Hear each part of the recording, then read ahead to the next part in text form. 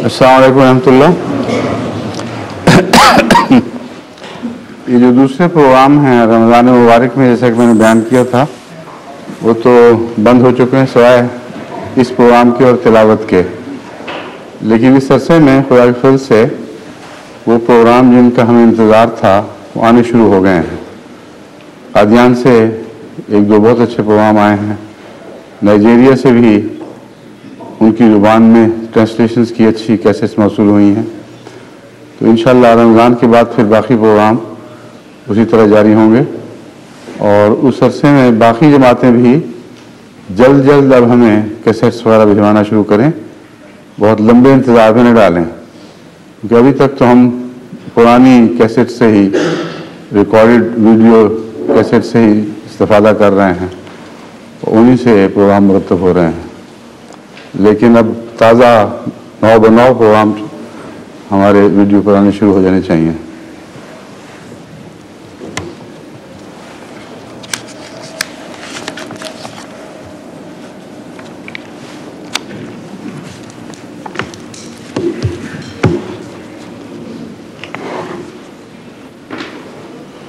अऊज़ु बिल्लाहि मिनश शैतानिर रजीम।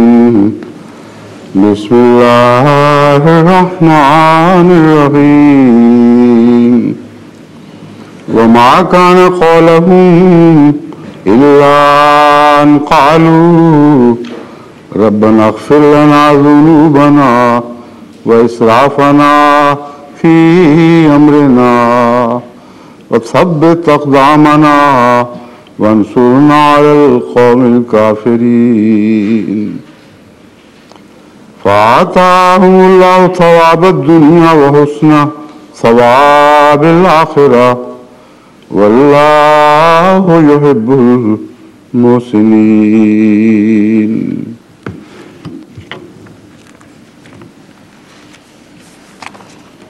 कल हमने पहली आयत की तफसीर तकरीबन मुकम्मल कर ली थी। जब मैं ये कहता हूँ और आइंदा भी जब कहूँगा तो मुराद ये नहीं है कि किसी आयत की तफसीर मुकम्मल हो सकती है। मुराद ये है कि जितना हिस्सा मैंने अपने लिए तैयार किया था वो तकरीबन ख़त्म कर लिया था, लेकिन कुछ हिस्से अभी बाकी हैं, तो उनसे मैं आज बात शुरू करूँगा। दोबारा तर्जमा आपको सुना दूँ ताकि वो जिनको तर्जमा नहीं आता वो बार बार तर्जमा सुने तो कुछ उनके जहन में तर्जमा ज़हन नशीन होता चला जाए। वमा काना क़ौलहुम इल्ला अन क़ालू रब्बना इग़फ़िर लना ज़ुनूबना। और उनका कौल इसके सिवा और कोई नहीं था कि उन्होंने कहा, ऐ हमारे रब, हमें हमारे गुनाह यानी ज़ुनूब जिनकी तशरीह पहले हो चुकी है वो बख्श दे, व इसराफ़ना फ़ी अम्रिना, और अपने नफ्स पर जो ज़्यादतियाँ हम कर चुके हैं वो भी मुआफ़ फरमा, व थब्बित अक़दामना, और हमारे कदमों को सबात बख्श, वंसुरना अलल क़ौमिल काफ़िरीन, और हमें काफिरों की कौम पर नुसरत दे। वंसुरना तो मतलब अला का जब आता है सिला तो मुराद है फ़तह। वैसे तो नसर से मुराद नुसरत है, लेकिन नसरा अलैहि उसके ख़िलाफ़ मदद दे यानी उन पर फतहमंद फरमा।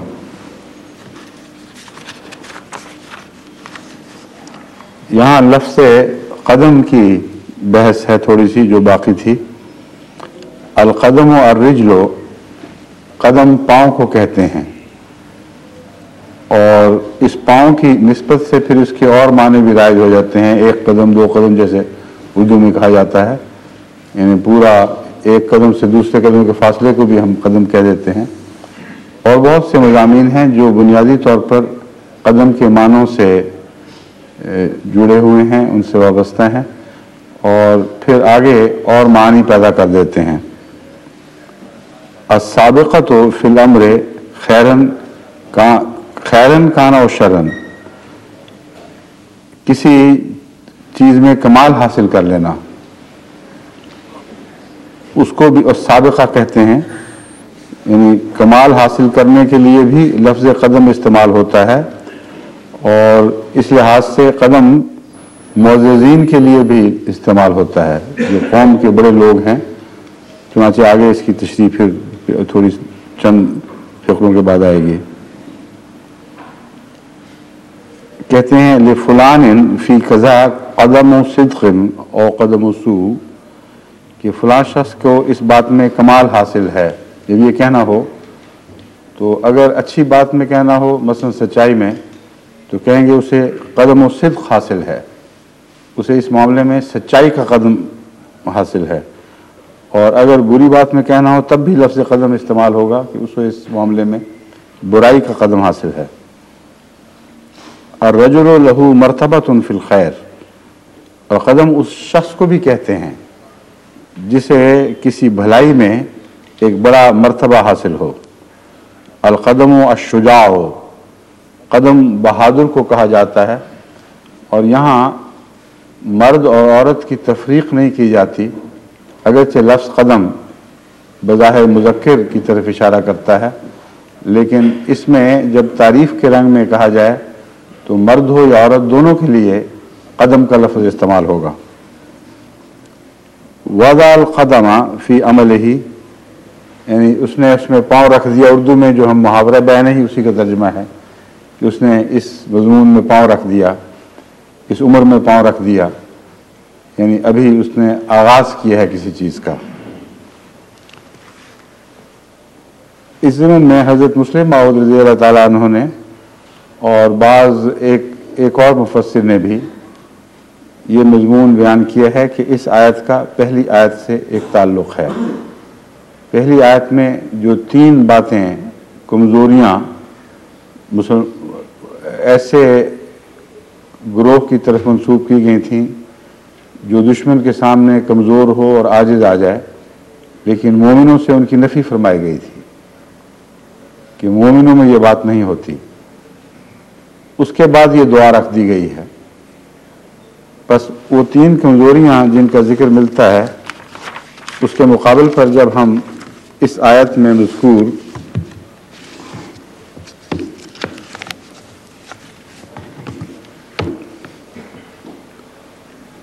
दुआ को लफ्ज़न ब लफ्ज़न पहले लफ्ज़ों के साथ बांधेंगे तो इसको लफ़्ज़ शरा मुरत्तब कहते हैं। यानी जिस तरतीब से पहली आयत में जो लफ्ज़ हैं उसी तरतीब से बाद में आने वाली आयत के अल्फाज का ताल्लुक़ बनता जाएगा। तो बात यूँ बनेगी, कुरान करीम मोमिनों को नसीहत फरमाता है, वला तहिनु वला तहज़नु व अंतुमुल औलाना, ये दूसरी है।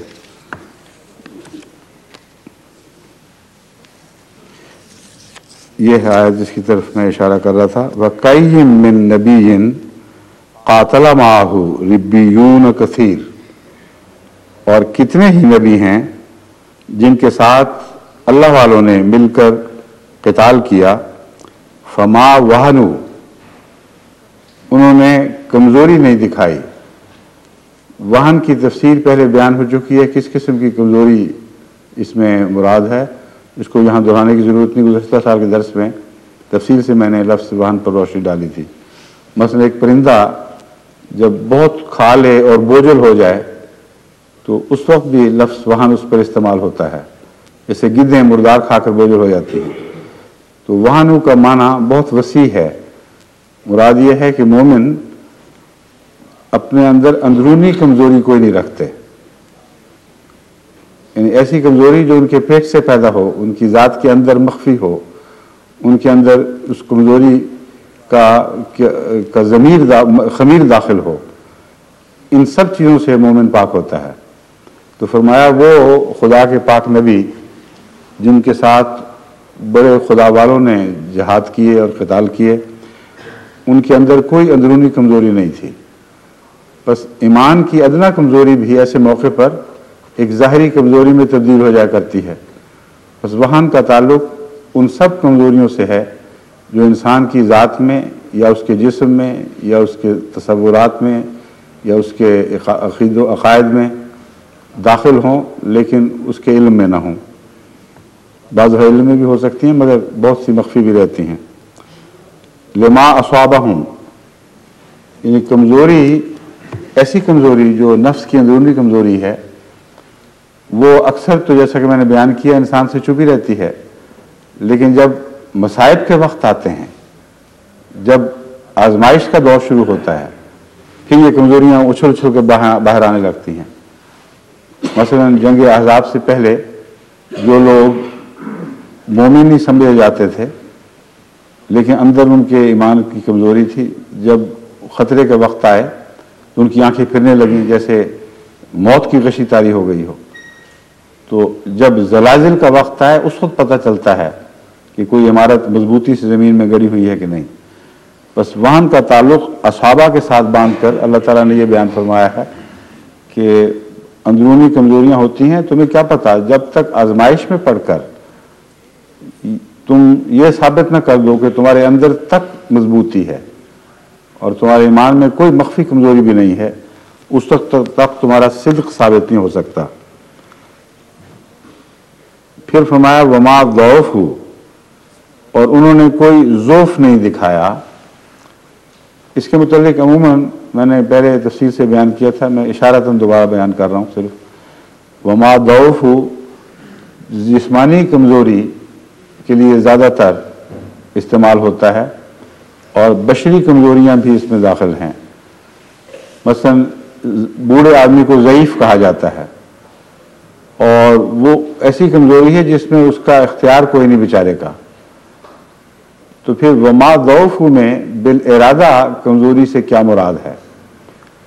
مراد یہاں یہ ہے کہ باوجود اس کے کہ وہ کمزور تھے بھی، ظاہری طور پر ان میں بوڑھے کمزور بچے بھی تھے، لیکن دشمن کے مقابل پر انہوں نے ایسی ہمت سے کام لیا ہے کہ ان کی کمزوری کوئی ظاہر نہیں ہوئی، اور اگر تھی تو اپنی ذات پر لے لی ہے، لیکن غیر معمولی جوش کے ساتھ انہوں نے اپنی کمزوری پر غلبہ پا لیا ہے۔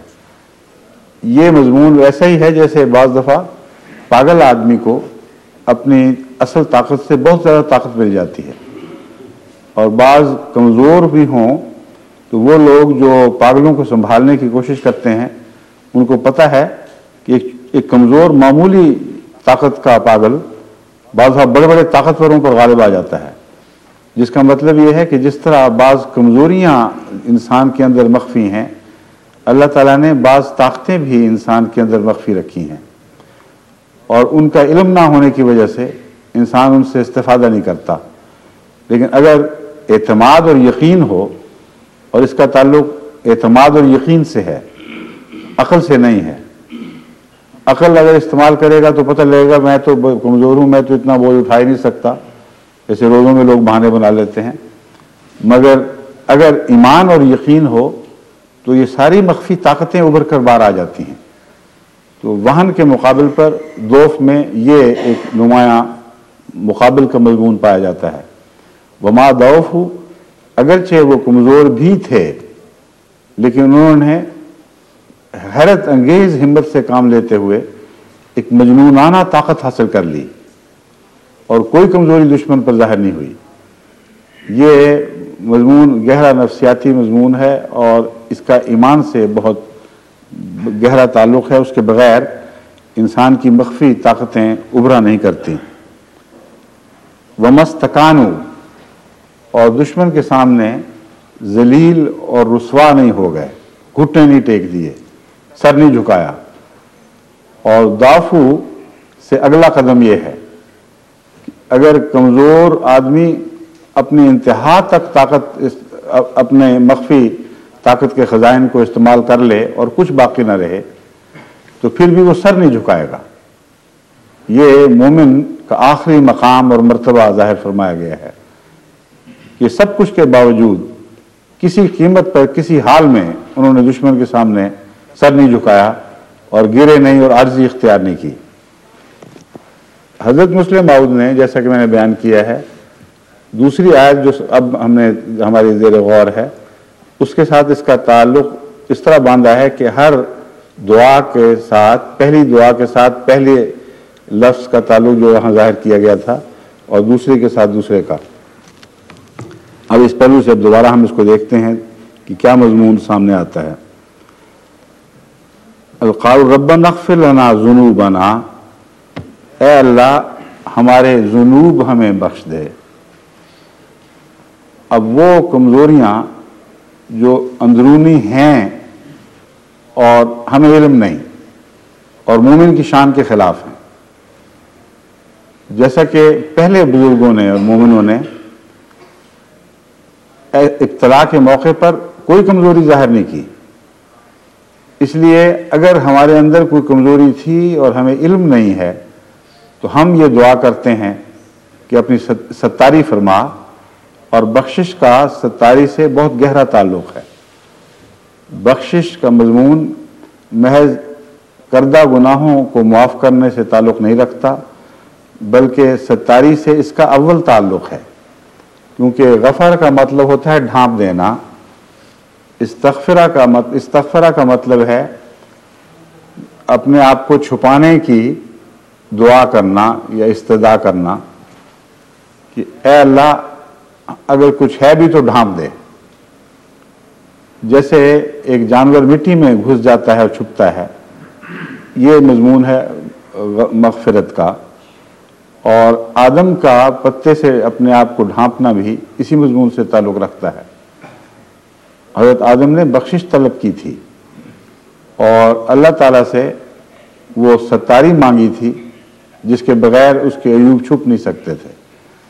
بس یہاں اس مضمون کا تعلق یوں ہوگا واغفر لنا ذنوبنا، ہمارے اندر اگر کوئی مخفی چھپی ہوئی اندرونی کمزوریاں ہیں جو ابتلا کے موقع پر ظاہر ہو جایا کرتی ہیں، اور اب بڑی آزمائش کا دن ہے، بس تیری مدد کے بغیر ہم پر پردہ نہیں پڑ سکتا، ہماری ستاری نہیں ہو سکتی۔ آج ہو سکتا ہے ہمارا ننگے ہونے کا دن ہو، بس اے خدا ہماری کمزوریاں ڈھانپ لے اور ہمیں دشمن کے سامنے ننگا نہ ہونے دے۔ دوسرا مضمون ہے وَإِسْرَافَنَا فِي أَمْرِنَا، اور ہم نے اپنے اوپر جو زیادتیاں کی ہیں اگر کی ہیں تو وہ بھی ہمیں بخش دے اور معاف فرما دے۔ اپنے خلاف، اپنے مفاد کے خلاف انسان بعض دفعہ ایسی باتیں کرتا ہے، مثلا زندگی کی روزمرہ کی زندگی کے طرز میں انسان اگر سستی اختیار کرتا چلا جاتا ہے، غفلت کرتا ہے، تو وہ طاقتیں جو اللہ تعالیٰ کی طرف سے اس کو عطا ہوئی ہیں وہ کمزور پڑتی چلی جاتی ہیں، اور بہت سی بدنی کمزوریاں روزمرہ کی زندگی کے سہل دستور سے تعلق رکھتی ہیں، تن آسانیوں سے تعلق رکھتی ہیں۔ بس بہت سی ایسی طاقتیں خدا نے انسان کو عطا فرمائی ہیں جو اس کے اندر موجود ہیں، جیسا کہ میں نے پہلے بیان کیا ہے۔ اول تو ان کا پورا استعمال پورے یقین اور خدا کی مدد کے بغیر ممکن نہیں، دوسرے اپنی بعض کمزوریوں کی وجہ سے اپنے مفاد کے خلاف ہم نے جو سابق میں حرکتیں کی ہیں گزشتہ زندگی میں، اس کا ہماری بدنی طاقتوں پر یا ہماری ذہنی طاقتوں پر جو بد اثر پڑا ہے، ہم اس کے خلاف تجھ سے مدد مانگ رہے ہیں اور بخشش کی تمنا رکھتے ہیں، التجا کرتے ہیں۔ تیسرا مضمون ہے وَثَبِّتْ أَقْدَامَنَا، اور ہمارے قدموں کو ثبات بخش۔ اس کا وَمَسْتَقَانُوا سے تعلق ہے۔ استقانو میں دشمن کے سامنے گر جانا ہے، اور ثبات قدم کا بعین یہی اس کے برعکس معنی ہے کہ کسی قیمت پر بھی قدموں میں لغزش نہ آئے، اور مرو تو سر بلند مرو لیکن جھک کر نہیں مرنا۔ ویسا ہی مضمون ہے جیسے سلطان ٹیپو کے متعلق آتا ہے کہ جب وہ آخر اکیلا انگریزوں کی فوج سے لڑنے کے لیے چل پڑا تو اس کے ساتھیوں نے اس کو سمجھایا اور روکا، اس نے اس کے جواب میں کہا جو آج تک ہمیشہ سلطان ٹیپو پر اور ہندوستان کی تاریخ پر لکھنے والے بڑے نمایاں قلم سے لکھتے ہیں، جلی قلم سے، کہ شیر کی آدھے گھنٹے کی زندگی گیدڑ کی 100 سالہ زندگی سے بہتر ہے۔ اس لیے میں اکیلا ہوں، مجھے پتہ ہے مارا جاؤں گا، مجھ میں ضعف ہو چکا ہے، ہماری قوم ضعیف ہو گئی ہے، لیکن استقامت نہیں دکھاؤں گا، میں مروں گا تو سر بلند مروں گا۔ چنانچہ اس چیز کو قرآن کریم نے مستقانوں سے ظاہر فرمایا کہ وہ جو انبیاء اور ان کے ساتھ بزرگ خدا والے لوگ لڑنے والے تھے، انہوں نے کوئی کمزوری نہیں دکھائی، دشمن کے مقابل پر جھکے نہیں، اور ان کی عزت نفس اسی طرح قائم رہی۔ اگر یہ ہو جائے تو ایسا شخص کبھی شکست نہیں کھایا کرتا۔ ایسے یہ وہ لوگ ہیں جن کی موت بھی فتح بن جاتی ہے، یہ وہ لوگ ہیں جن کو بعد میں دشمنوں کے مورخین بھی سر سے ٹوپی اتار کے داد تحسین پیش کرتے ہیں کہ تھا تو دشمن مگر کمال کا شخص تھا۔ اسی طرح وہ جرنیل جس نے اسپین میں آخری دم تک لڑ کر پھر سفید گھوڑے پر چھلانگ لگائی دریا میں اور پھر غرق ہو گیا، اس کے متعلق بھی دشمن سے دشمن مورخ اس طرح ذکر کرتا ہے کہ ہمیشہ اس کی عزت قائم و دائم اور زندہ رہے گی، اس پر کوئی حرف نہیں آئے گا۔ تو اصل غلبہ یہ غلبہ ہے کہ جس حالت میں کوئی مرے اپنے سر کو بلند رکھتے ہوئے، عزت کے ساتھ دشمن کے سامنے نہ جھکتے ہوئے اور اپنی عظمت کردار کو قائم رکھتے ہوئے مرے، یہ ثبات قدم ہے۔ ثبات قدم کا یہ مطلب نہیں کہ انسان مار ہی نہ کھائے۔ ثبات قدم دکھانے والے کئی دفعہ میدان جنگ میں بہت بری طرح ذلیل و رسوا تو نہیں مگر ناکام اس طرح کر دیے جاتے ہیں کہ ان کو صفحہ ہستی سے مٹا دیا جاتا ہے، پر قدموں پہ قائم رہتے ہوئے مرتے ہیں، گھٹنوں کے بل نہیں مرتے۔ یہ مضمون ہے استقامت کا۔ تو فرمایا ہے ہمیں ثبات قدم عطا فرما، ہمیں ظاہری طور پر بھی مضبوط قدم رکھ، اور ہمارے نفس کے لحاظ سے، عزت نفس کے لحاظ سے بھی ہمارا سر بلند رکھنا۔ یہ چیزیں جب قائم کسی چیز میں، کسی قوم میں آ جائیں، نصرت اس کا تبھی نتیجہ بن جاتی ہے۔ وَانصُرْنَا عَلَى الْقَوْمِ الْكَافِرِينَ، اور ہمیں کافروں پر نصرت عطا فرما۔ تو یہ ایک طبی نتیجہ ہے، اور یہ دعا ان ساری باتوں کے بعد اب جب قبول ہو جائے، پہلی باتوں میں یہ دعا قبول ہو جائے، تو پھر نصرت مانگنا گویا کہ ایک منطقی نتیجہ ہے، پھر تو نصرت آنی ہی آنی ہے۔ اور غلبہ جب اللہ کی طرف سے آئے، یعنی نصرت جب اللہ کی طرف سے آئے تو اسی کو غلبہ کہا جاتا ہے۔ بس میں نے جب اس کا ترجمہ کیا غیروں پر ہمیں غلبہ عطا فرما، تو ظاہراً تو نصرت کا سے مراد غلبہ نہیں ہے۔ ایک کمزور کی نصرت حاصل بھی ہو جائے تو غلبہ نہیں ہوا کرتا، لیکن جب اللہ سے نصرت آتی ہے تو وہ لازماً غلبے میں تبدیل ہوتی ہے۔ یہ جو آثار تھے مومنوں محمد رسول اللہ علیہ وسلم کے ساتھیوں کے چہروں پر، یہی آثار دیکھ کر جنگ بدر میں اس شخص نے جو جائزہ لینے کے لیے آیا تھا، واپس جا کر جب بیان کیا کہ کتنا لشکر تھا، کس قسم کے لوگ تھے، وہ 1000 سوار جوان جو ہر طرح کے ہتھیاروں سے لیس تھے، وہ بڑی دلچسپی سے سن رہے تھے اور بڑی تحقیر سے دشمن کو دیکھ رہے تھے کہ ان کے پاس تو کچھ بھی نہیں، آنن فانن ہم ان کو نیست و نابود کر دیں گے۔ جب ساری باتیں وہ ختم کر چکا کہ ان میں اتنی کمزوری ہے، اس قسم کے لوگ ہیں، اور ظاہری طور پر کچھ بھی حیثیت نہیں، بعضوں کے پاس ہتھیار بھی نہیں ہیں، تو پھر اس نے آخر پر کہا لیکن ایک بات میں تمہیں بتا دیتا ہوں کہ جیتیں گے وہ اور ہارو گے تم۔ وہ حیران رہ گئے، یہ کیا مطلب ہے؟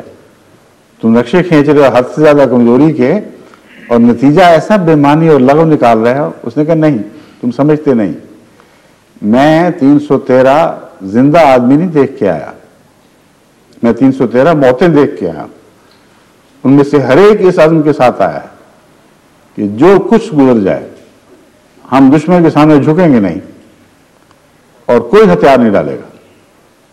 تو اس کے جواب میں اس نے کہا کہ دیکھو زندوں کو لوگ مارا کرتے ہیں، موتوں کو نہیں مارا کرتے، بس میرا نتیجہ عقلی اور طبعی ہے کہ تمہیں آج ان پر غلبہ نصیب نہیں ہو سکتا، اور یہی ہوا۔ بس یہ وہ مضمون ہے، اور اس مضمون کا دعا کے ساتھ گہرا تعلق ہے۔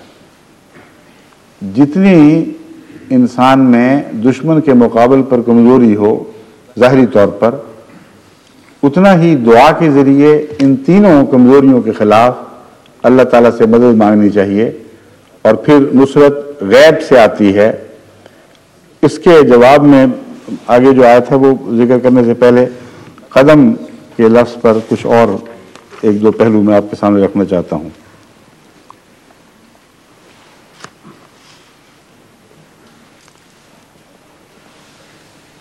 तस्बत अक़दामना की दुआ में एक मज़मून ये भी है कि इस कदम सिद्क़ इंसान को नसीब होना चाहिए।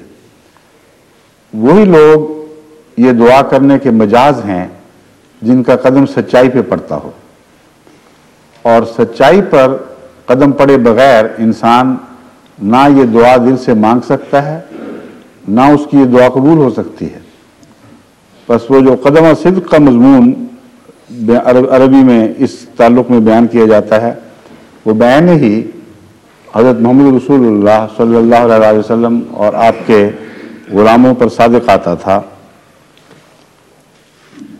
यहाँ कदम कौम के सरदार को भी कहते हैं, लेकिन मैं एक और माना भी इसमें पाता हूँ जो मैं आपके सामने आज रखना चाहता हूँ। सरदार तो कहते हैं सर वाले को, और सैयद कहते हैं उसको जो सबसे बुलंद और ऊंचा हो। तो कदम के असल माने क्या बनेंगे फिर? कदम और सर एक चीज के नाम तो नहीं है। दरअसल कदम से मुराद कौम का निचला हिस्सा है,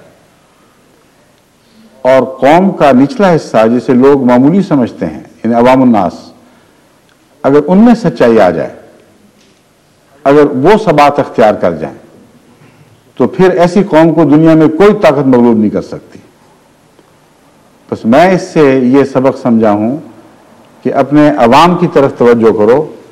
अगर तुम में से कुछ सरदार नेक भी हों, बुजुर्ग भी हों, आला सलाहियतों के हामिल भी हों, तो तब भी तुम इस बात पर राजी नहीं हो सकते और तुम्हारी फतह की कोई जमानत नहीं जब तक कि तुम्हारे आमतुन नास का मेयार बुलंद ना हो और वो सिद्क ना बन जाएं। उनके सच्चे हुए बगैर तुम्हें कदम में सिद्क नसीब हो ही नहीं सकता। बस इसी मजमून को कुरान करीम ने इमामत की दुआ के साथ बांध कर यूं फरमाया है कि वजअलना लिलमुत्तकीना इमामा। ए खुदा, इमामत जब तक मुत्तकियों की ना हो बेमानी और बेहकीकत है। बस हमें इमामत का कोई शौक नहीं। मुत्तकियों की इमामत हो तो फिर हम इस लायक ठहरेंगे कि हम तुझसे भलाई की तवक्को रखें और अज़मतें हमें नसीब हों और रफ़तें अता हों। ये सब कुछ इमामत की बातें हैं, मगर बशर्ती के वो लोग जो इमाम के पीछे चलने वाले हैं वो मुत्तकी हों। बस कदम का ताल्लुक उससे है और कदम से सर को इज्जत मिलती है, ये मजमून है। अगर अवाम मुत्तकी हैं तो इमाम को तकवा को तक़वियत मिलेगी और वो सर बुलंद होगा, और इमाम की रफ़तें अवाम की रफ़तों से ताल्लुक़ रखती हैं। ये उलट भी कहा जा सकता है। बाज़ दफ़ा ये भी होता है कि इमाम की सरबुलंदी से अवाम को रफ़त मिलती है, लेकिन ये दोनों ऐसे मज़मून हैं जिनको हम लाजिम मलज़ूम कह सकते हैं।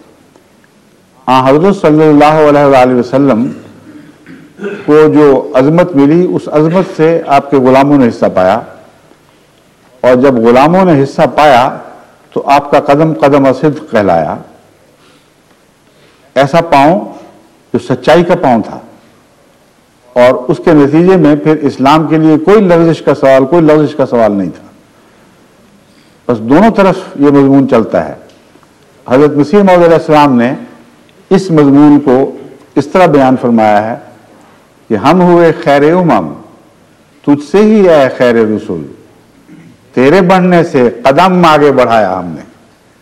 ये वही कदम है जो उम्मत का कदम है, लेकिन उम्मत का कदम आगे बढ़ा तो शान मुस्तफ़वी ज़्यादा शौकत के साथ उभरी है और सब दुनिया के सामने वो नुमायां हुई है।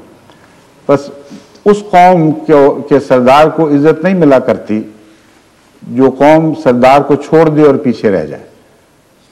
بس یہ مضمون لازم ملزوم ہے، یہ مضمون لازم ملزوم ہے۔ اب حضرت موسیٰ کو دیکھیں، حضرت موسیٰ کی قوم نے جب یہ ان کو کہا کہ اذهب انت وربک فقاتلا وإنا ہاہنا قاعدون، کہ جا تو اور تیرا رب لڑتے پھرو، ہم تو یہیں بیٹھ رہیں گے، تو حضرت موسیٰ کو کون سی سروری نصیب ہو گئی، کون سی عزت عطا ہوئی؟ وہ تو 40 سال بعد میں بھی ان کے ساتھ بھٹکتے رہے۔ بس اس مضمون کو جماعت احمدیہ کو خوب ذہن نشین کر لینا چاہیے کہ یہاں قدم سے، ثبات قدم سے اول مراد میرے نزدیک، کیونکہ محمد رسول اللہ علیہ وسلم کی بات نہیں ہو رہی، وہ تو ثبات قدم کا ایک مجسمہ تھے، یہاں ان صحابہ کی بات زیادہ ہو رہی ہے جن میں سے بعض نے کمزوری دکھائی تھی، اور وہ مضمون چل رہا ہے۔ تو اس لیے اگر آپ کمزوری، عوام الناس کمزوری دکھائیں گے تو عوام کا اس دکھ میں شامل ہونا ضرور ہے۔ حضرت مسیح موعود علیہ السلام نے اپنی جماعت کے متعلق جو حسن ظن ظاہر فرمایا ہے وہ ان الفاظ میں ہے کہ میں ساری دنیا کو اپنی سچائی کے تحت اقدام دیکھتا ہوں، اپنی سچائی کے قدم کے نیچے تمام دنیا کو دیکھتا ہوں، جس کا مطلب یہ ہے کہ دنیا پر جو غلبہ ہے وہ سچائی کا غلبہ ہوگا، اور وہ محض ظاہری غلبہ نہیں ہوگا، ورنہ ظاہری غلبے کی کوئی بھی حقیقت نہیں۔ اور یہ غلبہ تب نصیب ہوگا اگر ساری جماعت کا قدم صدق پر ہو اور عامت الناس کا معیار تقویٰ کا بلند ہو۔ پھر آپ دیکھیں کہ کس قدر تیزی کے ساتھ اللہ تعالیٰ جماعت احمدیہ کو فتوحات عطا فرماتا ہے۔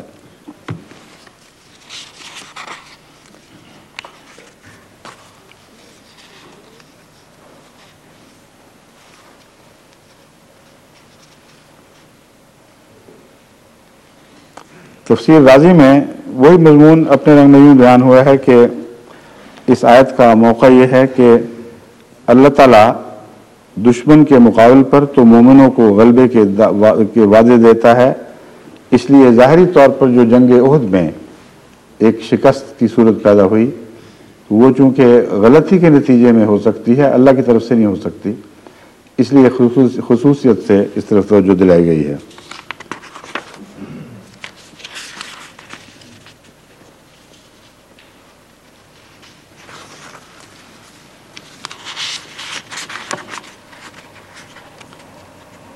علامہ محمد بن یوسف العیان نے تفسیر البحر المحیط میں بھی پہلی آیت کے ساتھ ان 3 دعاؤں کا تعلق باندھا ہے، جیسے کہ حضرت مسلم موعود نے اپنے نوٹس میں لکھا ہوا ہے۔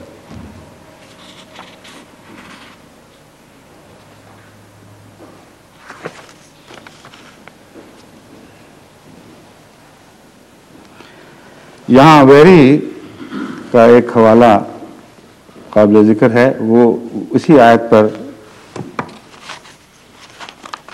148 پر ہی، ہاں اسی آیت پر تبصرہ کرتے ہوئے لکھتا ہے، Victory over the infidels.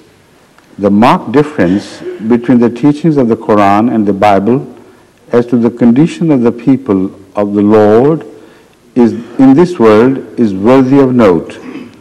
The Quran everywhere teaches that though they had trials similar to those endured by Muhammad and the Muslims of Mecca and Medina, yet in the end they were manifestly triumphant over the infidels of the world.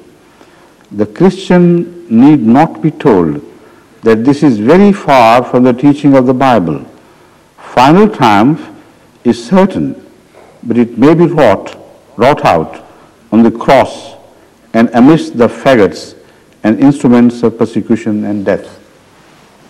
یہ جو ان کا تبصرہ ہے یہ بتا رہا ہے کہ اس آیت کی سچائی پر کیسے کیسے بل کھاتا رہا ہے دشمن، اور کیسا کیسا اندر کھولتا رہا ہے کہ محمد رسول اللہ کے ساتھ یہ جو فتح کے وعدے تھے یہ کیوں پورے ہوئے، اور کیوں ہر دفعہ اور بالآخر لازماً انہیں فتح نصیب ہوئی۔ اگر ہر دفعہ ان معنوں میں نہیں کہ وقتی طور پر کوئی کمزوری ظاہر ہو گئی جیسا کہ بات ہو رہی ہے، اس کو دل گواہی دیتا تھا کہ یہ بات سچی ہے کہ آخری فتح مومنوں ہی کی ہوئی ہے، رسول اللہ صلی اللہ علیہ وسلم کے ماننے والوں ہی کی ہوئی۔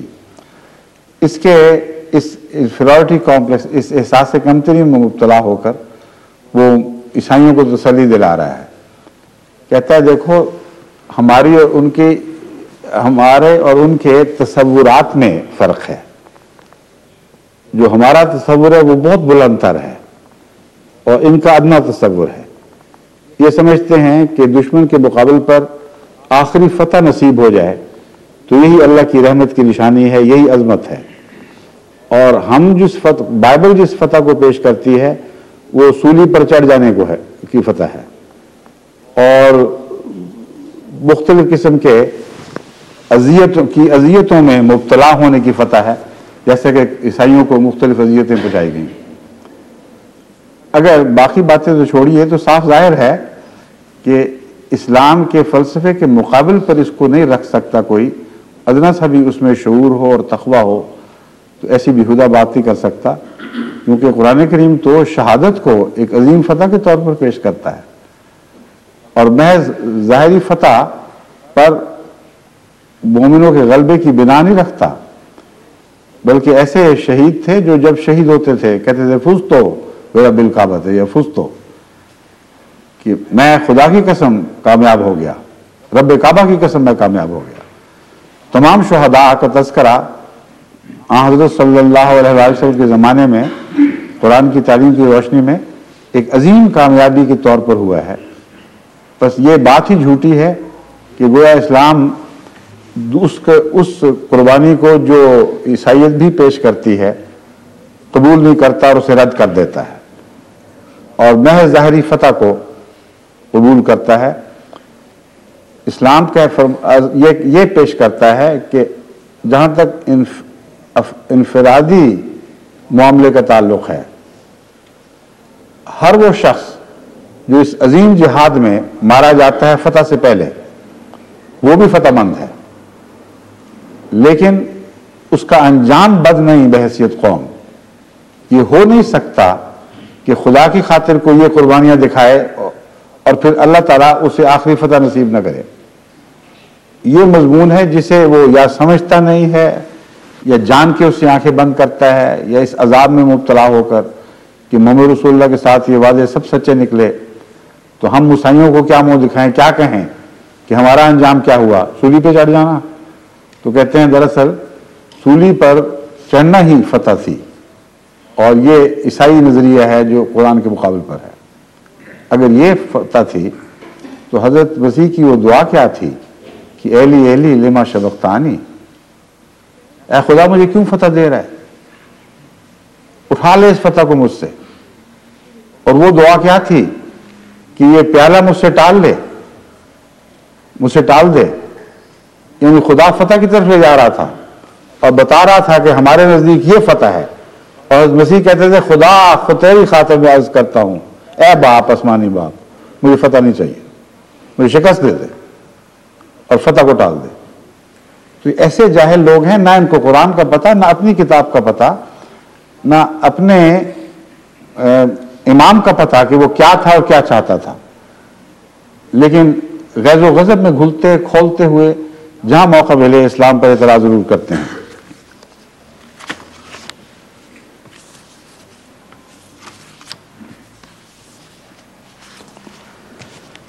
اس درس کے دوران، یعنی ان درسوں کے دوران، میں انشاءاللہ تعالیٰ آپ کو عیسائی محققین یا جو سو کالڈ محققین نام نہاد، ان کے متعلق میں آپ کو تفصیل سے بتاؤں گا کہ یہ کیسے شروع ہوئے، کون لوگ تھے، کس علم کے ساتھ اس میدان میں کودے ہیں، کیا ارادے تھے، کس طرح ان کی کلیکس بنی ہوئی ہیں، آپس میں ایک دوسرے کو ناحق تقویت دیتے ہیں اور عربی معنوں کو یا سمجھتے نہیں یا عمدن بگاڑتے ہیں، اور مسلمانوں کو اپنے دین سے منحرف کرنے کے لیے ساری یونیورسٹیاں قائم ہیں جن میں مسلمانوں کو یہ عیسائی لوگ اسلام سکھاتے ہیں، اور مسلمان سادہ لو بیچارے وہ ان سے اسلام سیکھنے کے لیے ہزارہا پاؤنڈ ہر سال خرچ کر کے اور ان پر قربان کر کے اپنا دین ان پر نچھاور کر رہے ہوتے ہیں. یہ ایک بہت دلچسپ لمبی کہانی ہے، اس سے پردہ اٹھنا چاہیے۔ اور میں نے پچھلی دفعہ مونٹگومری واٹ کے متعلق بتایا تھا کہ ان کا علمی آغاز کیسے شروع ہوا۔ آخر ایک ملا ہی تھے، وہ ایک پادری تھے، اور باقاعدہ اسلام کے خلاف ڈسنے کی تربیت حاصل کی ہے، اور لمبے عرصے تک ان یہود علماء میں بھی جا کے رہے ہیں جن کا بظاہر عیسائیت کے ساتھ ایک مقابلے کا تعلق ہے، معاندانہ تعلق ہونا چاہیے، کوئی دوستی کا تعلق تو نہیں تھا، لیکن اسلام کے خلاف بغض سیکھنے کے لیے یا مزید حربے حاصل کرنے کے لیے ایک لمبا عرصہ یروشلم میں بھی جا کے رہے۔ مگر یہ باتیں میں پچھلے درس میں بیان کر چکا ہوں۔ آئندہ آپ کو گیری صاحب کے متعلق بھی بتاؤں گا، سیل صاحب کے متعلق بھی بتاؤں گا ان کی حقیقت کیا ہے، اور موجودہ دور کے جو علماء ہیں ان کے طرز عمل، اور SOAS میں کیا ہو رہا ہے، کیا تعلیم دی جاتی ہے مسلمان بیچاروں کو، ان باتوں پر سے خود ان کی پیش کردہ تاریخ کے حوالے سے میں مزید وضاحت کے ساتھ روشنی ڈالوں گا۔ تو سر دست میں اس کو چھوڑتا ہوں، کیونکہ ابھی کچھ مضمون کے پہلو کشنہ تکمیل ہیں۔ بیل ہے، بیل کے متعلق میں نے کچھ حوالے اکٹھے کر لیے ہیں۔ یہ مونٹگومری واٹ کے استاد ہیں، اور زہر فشانی میں اور جہالت میں ان کا کوئی ثانی مستشرقین میں دکھائی نہیں دیتا، لیکن جب میں بعد میں حوالے پیش کر کے ثابت کروں گا کہ جو بات میں دعویٰ کر رہا ہوں وہ درست ہے، اس وقت ہی سجے گی، اس لیے سر دست میں اس کو چھوڑتا ہوں۔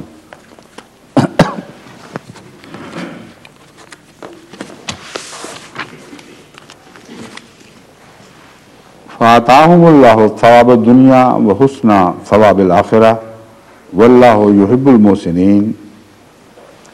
تو اللہ تعالیٰ نے ان لوگوں کو جن کی دعا کا ذکر ابھی گزرا ہے، ثواب الدنیا دیا، وحسنہ ثواب الآخرہ، اور آخر کا بہترین ثواب عطا کیا، واللہ یحب المحسنین، اور اللہ تعالیٰ محسنوں سے محبت کیا کرتا ہے، محبت کرنے والا ہے، یہ محبت رکھتا ہے، جس طرح بھی چاہیں ترجمہ کر لیں۔ آل عمران آیت 149۔ لفظ آسنا کا مطلب ہے کسی چیز کو اچھا کیا یا کسی چیز سے بھلائی کی، دونوں مضمون بنیادی ہیں، اور اس سے اسم فاعل بنا ہے المحسن، یعنی کسی سے بھلائی کرنے والا یا کسی کو اچھا بنانے والا۔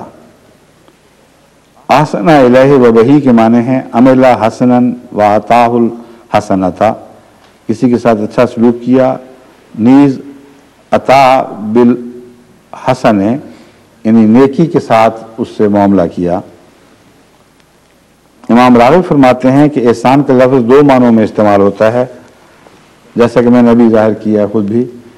اول یہ کہ دوسروں پر انعام کرنا، کسی قسم کے احسانات کرنا، اسی سے لفظ احسان ہماری اردو میں بھی رائج ہے۔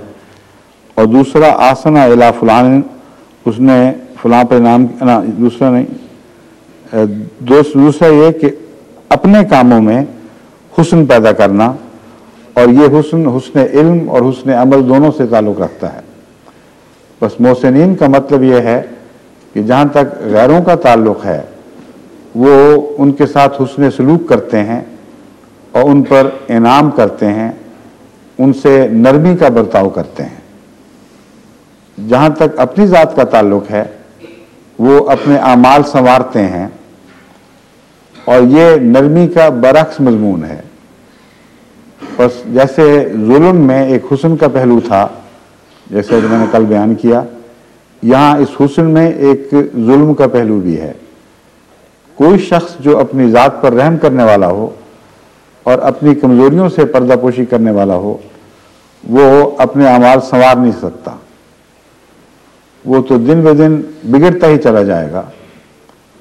پہلی جرأت یہ چاہیے کہ انسان اپنی کمزوری کو دیکھے اور شناخت کرے، اور پہلا ظلم نفس پر وہ ہوتا ہے جب انسان کہتا ہے ہاں میں برا ہوں، اور پھر اس ظلم کے بعد ایک ظلموں کا سلسلہ جاری ہو جاتا ہے۔ اس غرض سے پہچاننا ہے کہ ڈھٹائی نہ آئے، اس غرض سے کمزوری کو پہچاننا ہے کہ اس کو دور کرنا ہے۔ تو سب دنیا جانتی ہے کہ ایک کمزوری کو دور کرنے کے لیے کتنی محنت درکار ہوتی ہے۔ بعض دفعہ کمزوری انسانی ذات کے ساتھ پیوستہ ہو کر اس کا حصہ بن چکی ہوتی ہے، اور اسے اکھیڑ کر باہر نکالنا بڑا ظلم چاہتا ہے۔ بس یہاں حسن ظلم کے معنوں میں ہے اگر اپنی ذات سے تعلق رکھتا ہو تو اپنے کمزوریوں کو پہچانتے چلے جاتے ہیں، ان کا کھوج لگاتے ہیں اور پھر انہیں اکھیڑ پھینکتے ہیں۔ اور کوئی کمزوری قرآنی فلسفے کے مطابق اکھیڑی نہیں جا سکتی جب تک اس سے بہتر چیز اس جگہ لگانے کے لیے موجود نہ ہو۔ چنانچہ قرآن کریم فرماتا ہے ادفع باللتی ہے احسن السیئہ، یہ وہی مضمون ہے کہ حسن اپنی ذات میں وہ محسن کیسے بنتے ہیں۔ خوبصورت چیزیں ہی ایسی چیزیں ہیں جو بدیوں کو اکھیڑنے میں ممید ہو سکتی ہیں، اور حسن وہ ہے جس کی طرف طبیعت از خود مائل ہوتی ہے۔ بس فرمایا کہ تم اپنی ذات کو حسین بنا ہی نہیں سکتے جب تک کہ پہلے بدیوں کو اکھیڑنے کے لیے کسی حسن کے گرویدہ نہ ہو۔ کسی حسن پر تمہارا دل مائل ہوگا تو پھر تمہیں اپنی بدی نمایاں طور پر دکھائی دینے لگے گی، ورنہ دکھائی بھی نہیں دیتی۔ پھر تم اس حسن کی مدد سے اپنی بدی کو اکھاڑ کر پھینک دو گے اور اس کی جگہ خوبصورت چیز لگا دو گے۔ اب ایک غریب کے گھر ٹاٹ بچھا ہو اور قالین میسر نہ ہو تو پاگل ہوگا کہ ٹاٹ کو اٹھا کے باہر پھینک دے؟ اس کو خیال بھی نہیں آئے گا، کوئی کہے کہ میاں گندا ٹاٹ ہے پھینکو وغیرہ، جو آپ نے گھر جاؤ، ہمیں یہی بہت ہے۔ لیکن اگر قالین مل جائے خوبصورت سا تو اس نے اس کا سر تو نہیں پھیرا ہوا کہ اس ٹاٹ کو گھر میں رکھے۔ بس قرآن کریم نے یہ گہرا نقطہ بیان فرمایا ہے بدیوں کو دور کرنے کا کہ پہلے ایک حسن پر نظر رکھو، وہ اگر تمہارے قلب کو واقعتاً گرویدہ کر لے، تمہیں سچا عاشق بنا لے، پھر بدیاں دور کرنا کوئی معمولی بات ہو جائے گی۔ بس آسن کا مضمون یہاں یہ ہے کہ وہ لوگ جو اللہ تعالیٰ سے اس کے حسن کو مستعار لیتے ہیں، اس کی خوبیوں پر نظر رکھتے ہیں، اس کے عاشق ہوتے چلے جاتے ہیں ان کے، اور ایک ایک خوبی کے مقابل پر جب ایک بدی اپنے اندر پاتے ہیں تو چونکہ وہ خوبی اور وہ بدی بیک وقت انسانی ذات میں اکٹھے نہیں ہو سکتے، اس لیے وہ اس بدی کو اس حسن کی طاقت سے دھکیل کے باہر پھینک دیتے ہیں۔ اور جب یہ لوگ کرتے ہیں وہ محسن ہیں۔ واللہ یحب المحسنین، وہ لوگ خواہ کسی بھی منزل تک پہنچے ہوں، ضروری نہیں ہے کہ وہ آخری منزل تک پہنچ چکے ہوں، کیونکہ اس سفر کی آخری منزل ہے ہی کوئی نہیں۔ احسان کا مضمون تو جاری و ساری مضمون ہے، پیش نظر ہے آئینہ دائم نقاب میں والی بات ہے، اور وہ جو میں نے پہلے اس مضمون میں ایک دفعہ بیان کیا تھا کہ اب دیکھیے ٹھہرتی ہے جا کر نظر کہاں، تو جہاں اللہ کے حسن سے مستعار لینا ہو، اس کی نقل اتارنی ہو، وہاں آخری منزل ہے ہی کوئی نہیں۔ تو جو لوگ بھی مریں گے وہ اپنے منزل سے پہلے مر جائیں گے، وہ اس مضمون میں کمال حاصل نہیں کر سکتے۔ تو محسنین سے مراد یہ نہیں ہے کہ جنہوں نے حسن تام حاصل کر لیا ہو، محسنین سے مراد یہ ہے کہ وہ ہمیشہ اپنے آپ کو حسین تر بنانے کی جد و جہد میں زندگی گزار رہے ہوں۔ بس جس لمحہ بھی ان پر موت آئے گی خدا کے نزدیک وہ محسن کہلائیں گے۔ اب دیکھیے اس آیت کا کتنا گہرا تعلق گزشتہ آیت سے ہے اور ان الزامات کو کیسے رد کرتی ہے جو جنگ احد میں مومنوں پر کیے گئے تھے۔ بعض کچھ سے کمزوریاں سرزد ہوئیں، لیکن ان کی دل کی کیفیتیں وہی تھیں جو اللہ تعالیٰ اس آیت میں بیان فرما رہا ہے۔ بس ان دعاؤں کے ساتھ انہوں نے ان کمزوریوں کو دور فرمایا، اور بعض قلبی کیفیات ایسی ہوں گی جن کا بیان ہمیں نظر نہیں آتا، مگر جب اللہ تعالیٰ فرماتا ہے کہ ان کو معاف فرما دیا تو اللہ تعالیٰ بغیر کسی قلبی درد کے یوں ہی تو معاف نہیں فرماتا، مستر کی دعا قبول کرتا ہے۔ اور مضطر وہ ہوتا ہے جو مجبور اور بے اختیار ہو۔ بس معلوم ہوتا ہے کہ وہ قدم جن کی بھی اکھڑے ہیں ایسی حالت میں اکھڑے ہیں کہ وہ بے اختیار اور مجبور تھے، اور دعائیں کرتے تھے خدا سے کہ انہیں طاقت نصیب ہو، ان کی یہ کمزوریاں دور ہوں۔ بس اللہ تعالیٰ ان اعتراف جرم کرنے والوں کو، جن کا بظاہر یہی نظر آتا ہے ہم نے یہ کیا اپنے اوپر، ہم نے یہ ظلم کیا، ہم نے یہ ظلم کیا، ہمیں تو معاف فرما دے، بغیر جرم کے تو معافی نہیں مانگا کرتا کوئی۔ جنہوں نے جرم نہیں کیا تھا وہ بھی معافیاں مانگ رہے تھے۔ یہ وہ دعا ہے جو انبیاء کی اور ان کے ساتھیوں کی مشترکہ دعا ہے، ہمیشہ سے یہی ان کا اسلوب رہا ہے، ہمیشہ ایسی دعائیں کرتے آئے ہیں۔ تو اس دعا کے نتیجے میں اللہ تعالیٰ انہیں محسن قرار دیتا ہے، یعنی وہ لوگ جو اپنے آپ کو بدترین کہہ رہے ہیں ان کو اللہ محسن کہہ رہا ہے۔ تو محسن بننے کا راز سکھا دیا گیا۔ محسن وہ نہیں ہوا کرتا جو اپنے آپ کو خوبصورت بنا کر دکھائے، محسن وہ ہوا کرتا ہے جو اپنی کمزوریوں پر نظر رکھے اور احتیاطاً اپنی بعض کیفیتوں کو کمزوریاں ہی سمجھے۔ بعض دفعہ احتیاطاً کہا جاتا ہے، بعض دفعہ اس لیے کہ در حقیقت وہ اندرونی کیفیات جن کو آج ہم کمزوری نہیں سمجھ رہے، کل ایسی کیفیت میں داخل ہو سکتے ہیں کہ انہیں کمزوریاں سمجھنے لگیں، کیونکہ آج کے ماحول میں اور آج کے شعور میں بعض باتیں ہمیں کمزوریاں دکھائی نہیں دیتی۔ مثلا گندے ماحول میں پلنے والے لوگ ہیں، گندے معاشروں میں پلنے والے لوگ ہیں، ان کو جب ماں باپ سمجھاتے ہیں تو وہ پلٹ کے کہتے ہیں کہ کیا بات کر رہے ہو، یہ تو کوئی کمزوری نہیں، ٹھیک ٹھاک ہے، بالکل اچھی بات ہے۔ تو وہ ان کا حسن ہوتا، ان کو حسن نہیں عطا ہو سکتا، وہ محسن بن ہی نہیں سکتے۔ بس کمزوریوں کی پہچان ان کو بعد میں ہو بھی جاتی ہے۔ ایسے لوگ ہیں جو پھر میں عملاً جانتا ہوں جن سے کمزوریاں سرزد ہوئیں اور بعد میں بڑے گریہ وزاری سے خط لکھتے ہیں کہ ہمیں نظر نہیں آیا، ہم اندھے ہو گئے، ہم سے غلطی ہو گئی، ہمیں معاف کیا جائے، جماعت میں پھر داخل کیا جائے، اور اسی قسم کی مضمون۔ تو یہ کیفیتیں بدلتی رہتی ہیں۔ بس ہر انسان کا کمزوری کا احساس اس کے شعور کی لطافت سے تعلق رکھتا ہے۔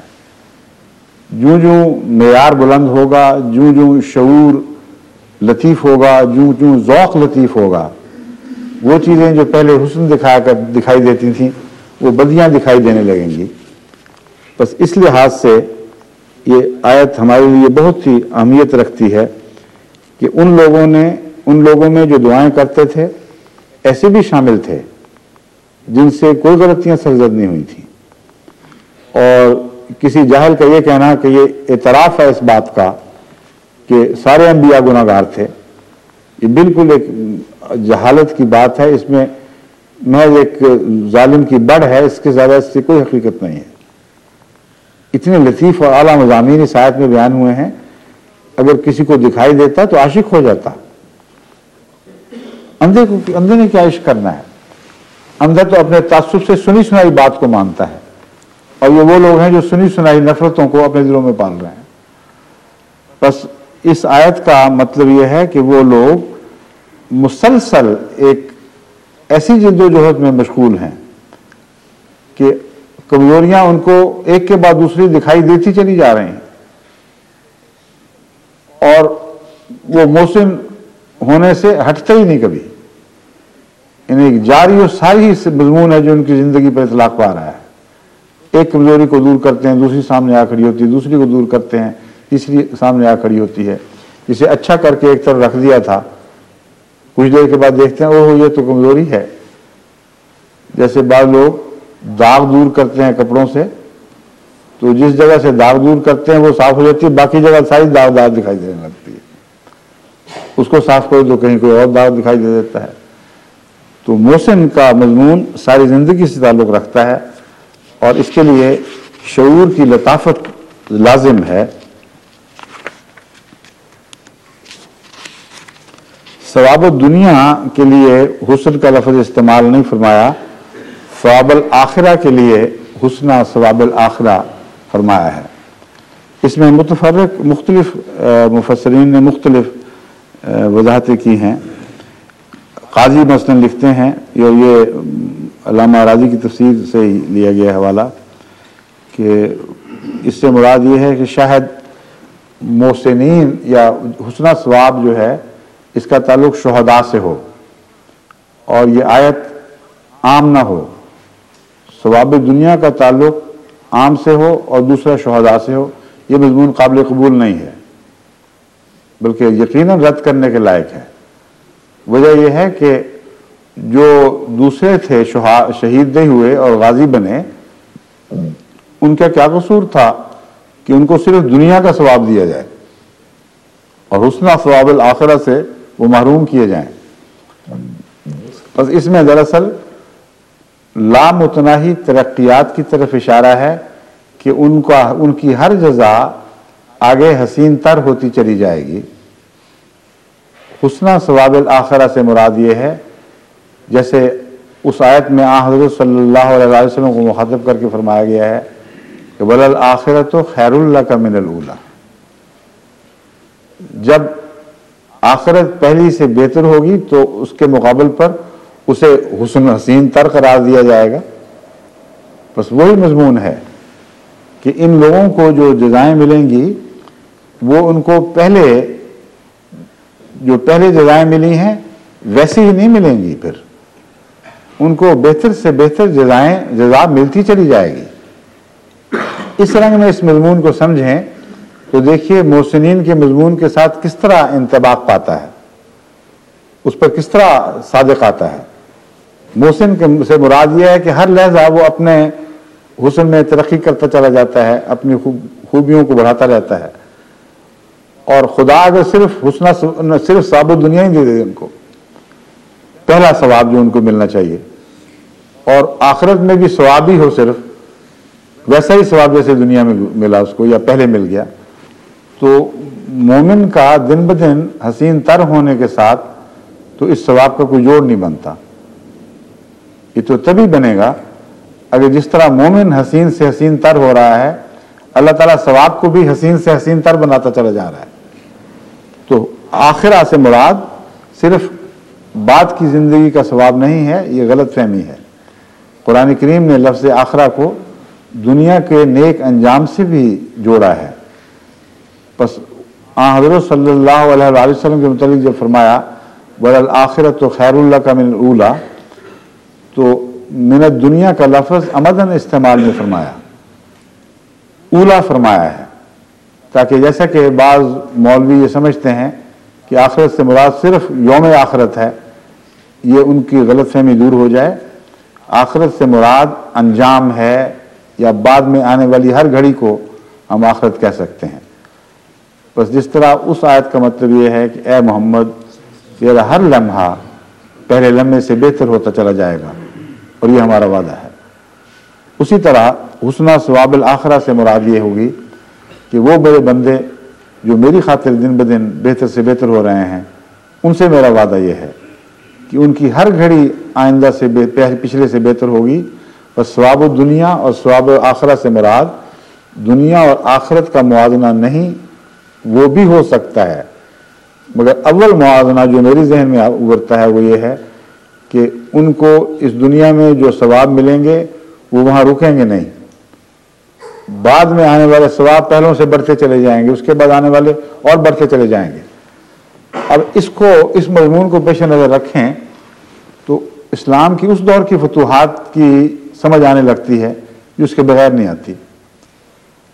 بعد ازاں مسلمانوں میں ایسے ایسے لشکر تھے جن کے مقابلے بڑی بڑی سلطنتوں کے لشکروں سے ہوئے ہیں. اسلام کی جنگیں تو عربوں کے درمیان ہی تھی نا، یعنی آغاز میں جو خالصتاً دفاعی جنگیں لڑی گئی ہیں، جن کو جہاد اعلیٰ درجے کا جہاد کہا جا سکتا ہے، وہ تھیں جن میں حضرت صلی اللہ علیہ وسلم کے دین کو جبراً تبدیل کرنے کے لیے تلوار اٹھائی گئی، اور ان لوگوں نے نہایت کمزوری کی حالت میں مقابلے کیے ہیں اور ثبات قدم ان کو نصیب ہوا. ان سے وعدہ یہ ہے کہ تم نے جو دعائیں ابھی کی ہیں، یہ دعاؤں کا سلسلہ اس فتح پر رکے گا نہیں جو ہم نے تمہیں عطا کر دی ہے. بلکہ یہ جاری و ساری مضمون ہے، یہ کبھی ختم نہ ہونے والی قبولیت دعا ہے، جس کے نظارے آئندہ تمہاری نسلیں دیکھیں گی، اور ان کا ان دعاؤں کے نتیجے میں تمہارے اعمال کے حسین تر ہوتے چلے جانے کے نتیجے میں آئندہ نسلوں میں بھی بڑی سے بڑی اور عظیم الشان سے عظیم الشان تر فتوحات نصیب ہوتی چلی جائیں گی۔ اب اس مضمون کو دیکھیں تو سمجھ آ جاتی ہے کہ بعد میں جب ایران کی فوجوں سے ٹکر ہوئی ہے تو بعض ایسے مواقع بھی آئے کہ 6-7 لاکھ کی فوج کے مقابل پر 20,000 کی فوج کو غلبہ نصیب ہو گیا یا 30,000 کی فوج کو غلبہ نصیب ہو گیا۔ ایسے دن بھی ان لڑائیوں کے دوران آئے کہ 60,000 کے لشکر کے مقابل پر عمداً مسلمان جرنیل نے صرف 60 سوار بھیجے، اور وہ چوٹی کے سوار چن کر بھیجے۔ نتیجہ یہ نکلا کہ صبح سے شام تک وہ جس طرف جاتے تھے وہاں مقتولین کے انبار لگا دیتے تھے، لیکن ان تک ان میں سے بہت کم لوگ تھے جو پہنچ سکے، اور الا ماشاء اللہ زخمی تو ہوئے مگر شہید بہت کم ہوئے، اور اکثر خیر و عافیت سے رات کو واپس لوٹے۔ اس کے نتیجے میں ایک رعب طاری ہوا دشمن پر، اور بعد میں جب عام جنگ کا طبل بجایا گیا ہے تو یہ یادیں تھیں جن یادوں نے ان کو مروب اور مبہوت کر دیا تھا، جس کے نتیجے میں وہ بڑا بھاری لشکر بھی شکست کھانے پر مجبور ہوا۔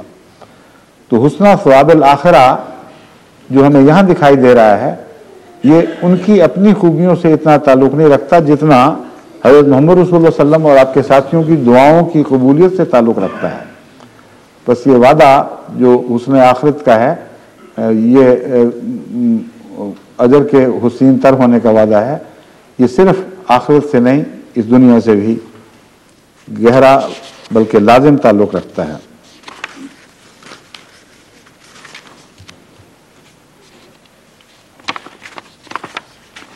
بعض مفسرین نے اس کو اس طرف جوڑا ہے کہ مَن یرید ثواب الدنیا نوتہ منہا ومن یرید ثواب الآخرت نوتہ منہا۔ یہ بالکل بے محل بات ہے، اس کا کوئی تعلق نہیں ہے۔ اس آیت کے حوالے سے وہ یہ بیان کرنا چاہتے ہیں کہ وہ چند تیر انداز جن کو درے پر مقرر فرمایا گیا تھا کہ وہ کسی قیمت پہ بھی درے کو نہ چھوڑیں، انہوں نے ثواب الدنیا کی خاطر، یعنی لالچ اور حرص میں کہ مال غنیمت لوٹا جا رہا ہے، دوڑ کر جلدی کر کے نافرمانی کرتے ہوئے اس مال میں حصہ لے لیا، تو ان کو ثواب الدنیا کیا بتایا گیا کہ انہوں نے دنیا چاہی، ان کو دنیا مل گئی، اور باقی جو لوگ تھے ان کو ثواب آخرت کا حسن ثواب الآخرہ ملے گا۔ یہ بالکل غلط بات ہے۔ وہ لوگ انہوں نے اگر کچھ مال حاصل کیا تو اسے ثواب کے تابع قرار دینا ہی بے وقوفی ہے۔ اگر بے وقوفی سخت لفظ ہے تو سادگی کہہ دیں گے، لیکن اس کا ثواب سے کوئی تعلق نہیں ہے، وہ مضمون ہی الگ ہے اور یہ مضمون ہی الگ ہے۔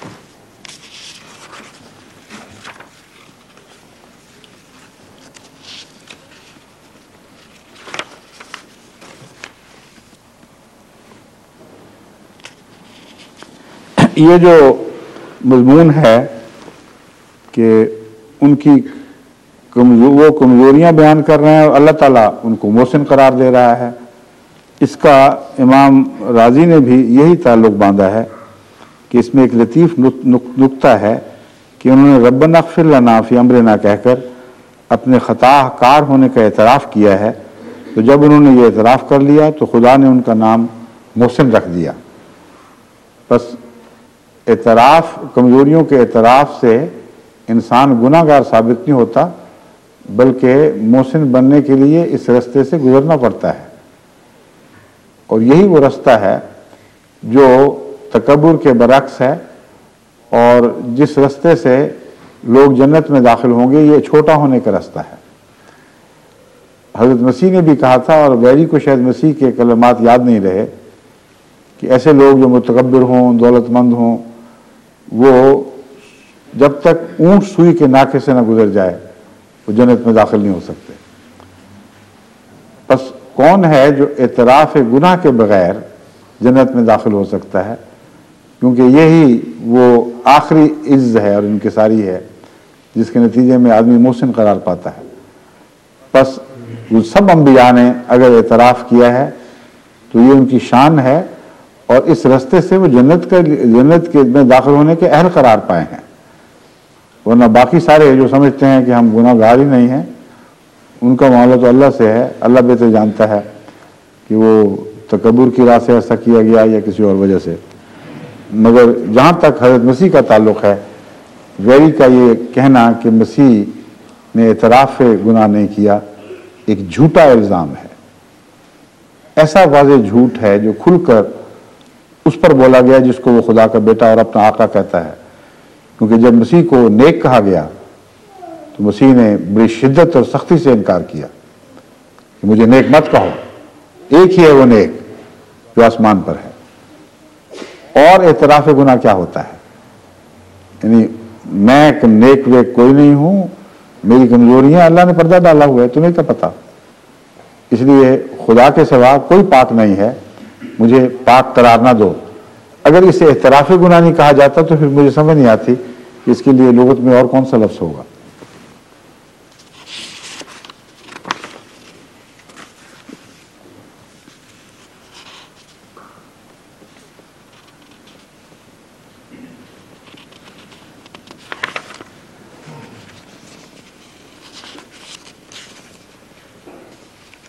باقی سب جو تفاسیر میں مختلف باتیں ہیں وہ عام مضامین ہیں جن کا کوئی خاص ایسا مرتبہ نہیں کہ انہیں بیان کیا جائے۔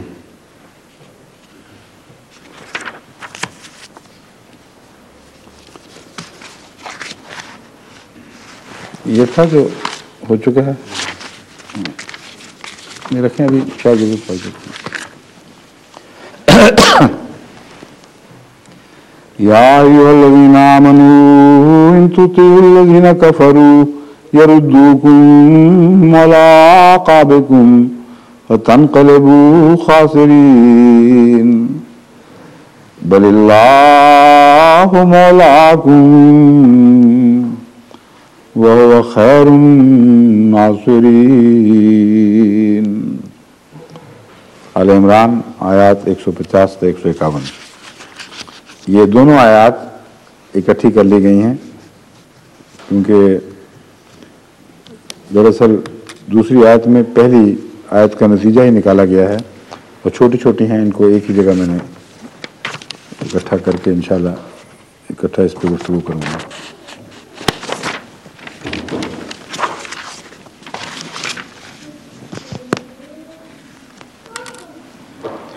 اس میں ایک لفظ آیا ہے ردا یردوکم علی اعقابکم، پہلے ترجمہ تو کر لوں، میں غالباً ترجمہ کرنا بھول گیا تھا۔ اے وہ لوگوں جو ایمان لائے ہو، اگر تم ان لوگوں کی پیروی کرو گے جنہوں نے کفر کیا ہے، تمہیں وہ اپنے ایڑیوں کے بل لوٹا دیں گے، فتنقلبوا خاسرین، تو تم نقصان اٹھانے والوں میں سے ہو جاؤ گے۔ بل اللہ مولاکم، دیکھو اللہ تمہارا مولا ہے۔ سچ بات یہی ہے، بل اس لیے آتا ہے کہ تم ہر دوسرے خیال کو رد کر دو، اس میں کوئی حقیقت نہیں۔ اگر حقیقت ہے تو اس بات میں ہے کہ تمہارا مولا اللہ ہے اور اس کے سوا کوئی مولا نہیں۔ وہو خیر الناصرین، اور وہ بہترین مدد کرنے والا ہے، یعنی اس کی ہر مدد فتح پر منتج ہوتی ہے۔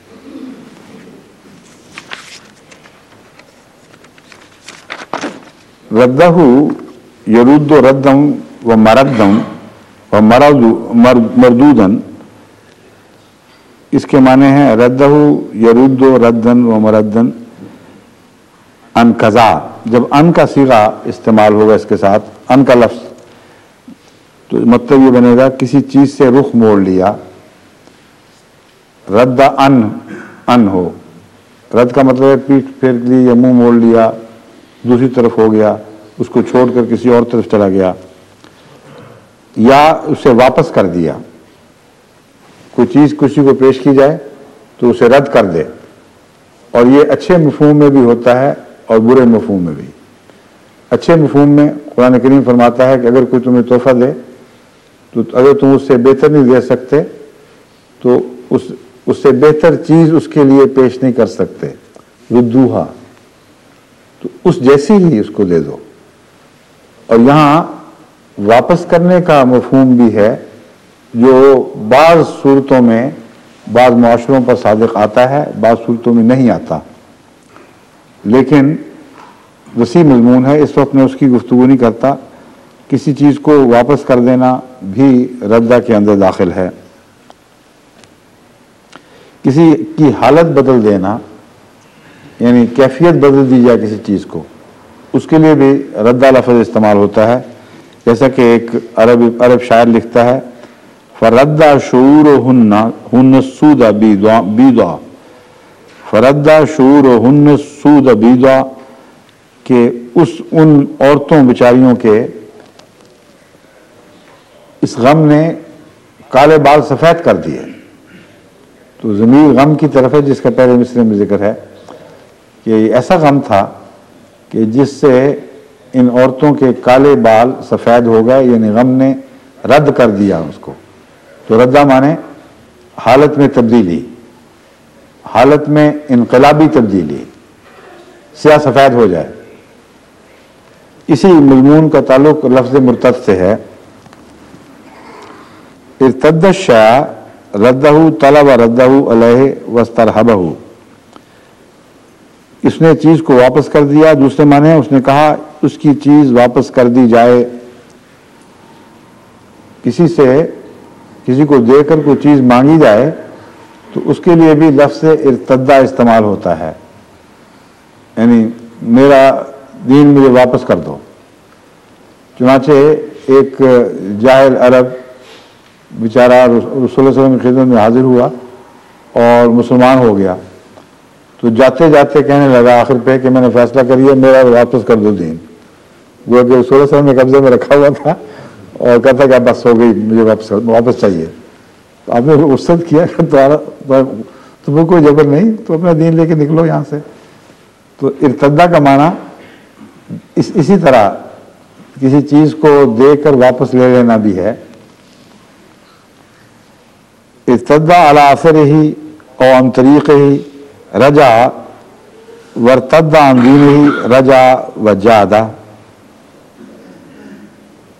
ہادہ ہوگا, جادہ الہاد ہوتا ہے, ہادہ یہ نہیں آنے کے, وہ نقطہ جیم کا خامخواہ بنا ہوا نیچے. ارتدہ علی اثرۃ او عن طریقہ کا مطلب ہے وہ اپنے سابقہ رستے سے واپس آ گیا, اپنے سابقہ رستے سے واپس آ گیا. یہ کچھ عجیب و غریب سا مفہوم ابھر رہا ہے. ارتدہ عن دینہ سے مراد ہے وہ اپنے سابقہ دین سے منحرف ہو گیا. یہ دونوں ترجمے بعض ڈکشنریوں نے اس طرح کیے ہوئے ہیں, مگر امام راضی نے یا امام راغب نے اس مضمون کو بڑے واضح طور پر یوں بیان فرمایا ہے کہ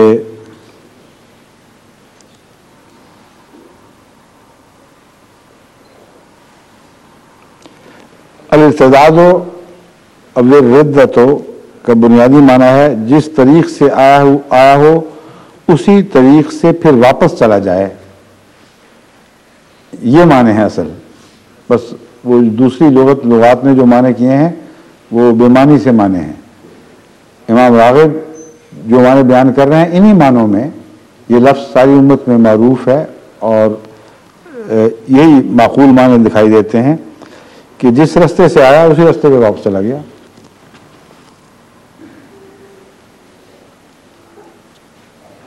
اور سابقہ, مگر اس کا تعلق دراصل کفر کی حالت میں لوٹنے کی طرف سے قائم ہو چکا ہے. اگرچہ کسی طرف سے بھی واپس آئے اس کو ارتدہ کہا جا سکتا ہے, کسی طرف بھی واپس آئے اور کسی طرف سے آئے, مگر اگر کفر کی طرف لوٹے جو پہلی حالت تھی تو اصطلاحاً یہ لفظ اس کے لیے استعمال ہوتا ہے.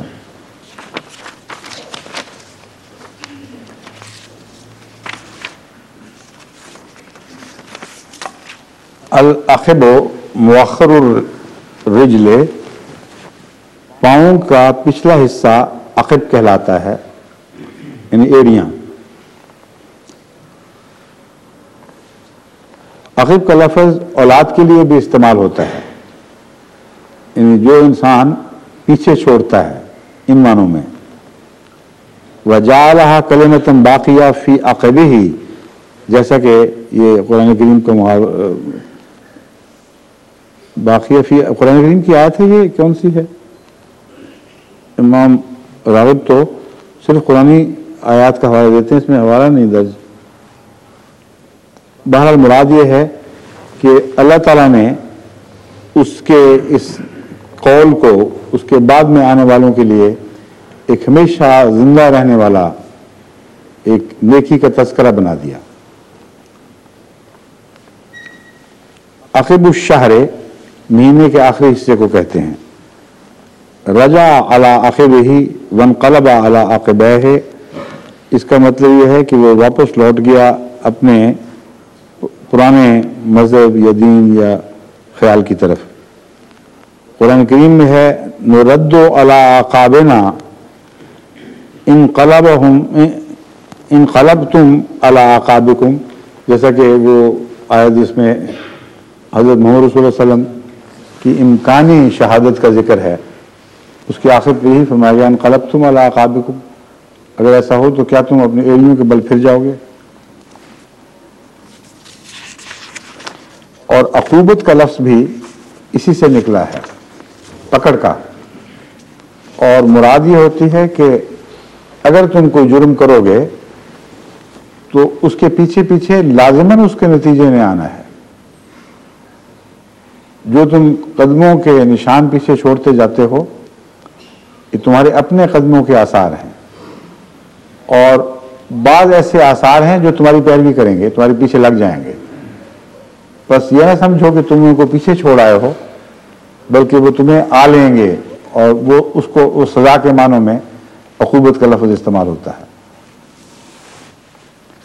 مولا الولاء والسوالی والمتوالی، یا متوالی ہے شاید یہاں.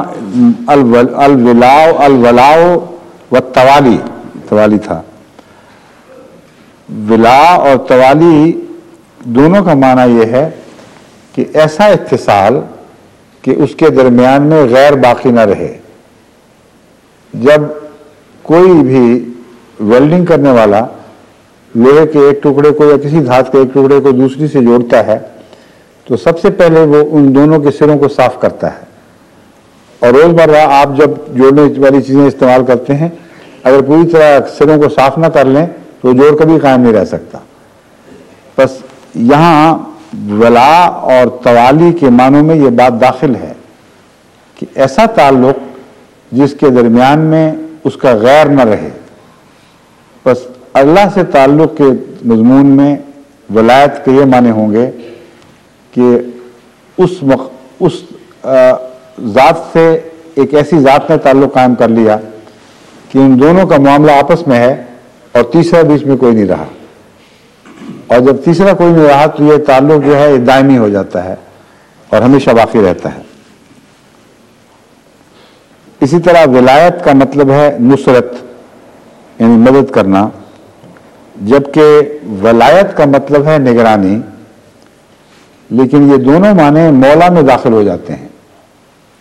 جب کہا جاتا ہے اللہ مولا ہے تو اس سے مراد نصرت بھی ہے اور نگرانی بھی ہے. وہ صرف نصرت کرنے والا نہیں بلکہ ہمارے اعمال پر نگران بھی ہے، یا ہمارے خطرات سے ہمیں بچانے کے لیے ہم وقت نگران رہتا ہے. مولا اور ولی دونوں بظاہر ہم معنی لفظ ہیں، مگر ان میں ایک امتیاز ہے جسے پیش نظر رکھنا چاہیے. ولی کا لفظ اللہ پر بھی آتا ہے اور بندے پر بھی، اور اللہ بھی ولی ہے، بندہ بھی ولی ہے. لیکن یہ کہا جاتا ہے اللہ اپنے بندوں کا ولی ہے، اور بندے اپنے اللہ کے ولی ہیں. ولی اللہ تبھی بنے نا، اگر وہ اللہ کے ولی نہ ہوں تو اولیاء اللہ کیسے کہلاتے ہیں. لیکن بندے کو مولا اللہ نہیں کہا جاتا، یہ گستاخی سمجھی جاتی ہے. مولا میں ایک شان برتری پائی جاتی ہے جو ولی میں محض اس صورت میں پائی جائے گی جبکہ آقا کی طرف اشارہ ہو. بس خدا جب ولی ہے تو اس میں وہ شان برتری اس کے اپنے مقام کی وجہ سے ہے، لفظ ولی کی وجہ سے نہیں. لیکن مولا میں وہ شان پائی جاتی ہے. بس اللہ بندوں کا مولا ہے، بندے اللہ کا مولا نہیں ہیں، اس کو یاد رکھنا چاہیے.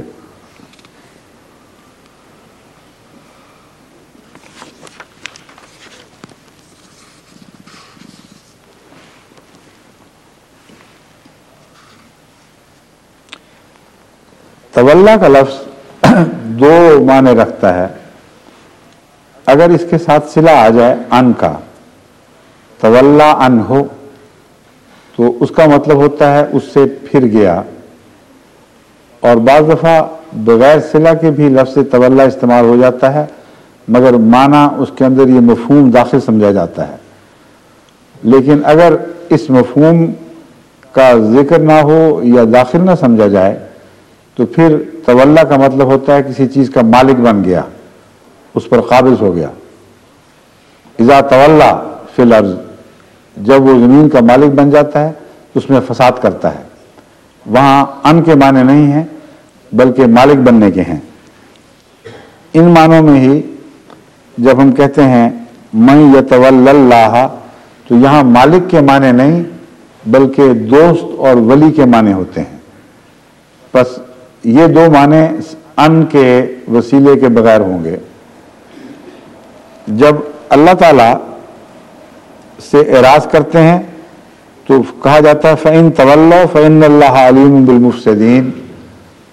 یہاں ان کا معنی داخل ہے، اس میں ضروری نہیں کہ ظاہر ہو. بس مضمون کو سمجھنے کے لیے سیاق و سباق اور موقع دیکھنا پڑتا ہے، اور جب اس کا ایک معنی کرتے ہیں، ذہن میں جماتے ہیں، تو اس کے ساتھ ہی وہ صیغہ جو وہ لفظ جس کے شامل ہونے سے وہ معنی پیدا ہوتا ہے وہ خود بخود ذہن میں ابھرتا ہے. بس تولا کا معنی دوست بننا اور مالک ہونا بھی ہے، اور تولا کا معنی منہ پھیرنا اور پیٹھ پھیر کر دوسری طرف چلے جانا بھی ہے. لیکن موقع اور محل کے مطابق یہ فیصلہ ہوگا. مولا آزاد غلام کو بھی کہتے ہیں. یعنی آزاد غلام سے مراد ہے ایسا غلام جسے آزاد کر دیا گیا ہو. اور حلیف کے معنوں میں، چچا بھائی بہنوں کے معنوں میں، ہمسائے کے معنوں میں بھی لفظ مولا کا استعمال ہوا ہے.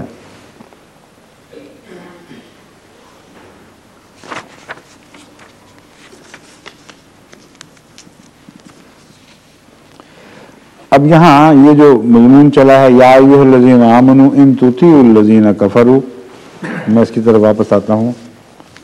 یعنی ان معنوں کو سمجھانے کے بعد اب اس آیت کو دوبارہ سنیں تو پھر زیادہ وضاحت سے اس کے معانی کو سمجھ سکیں گے. یا ایھا الذین آمنوا ان تطیعوا الذین کفروا یردوکم علی اعقابکم فتنقلبوا خاسرین.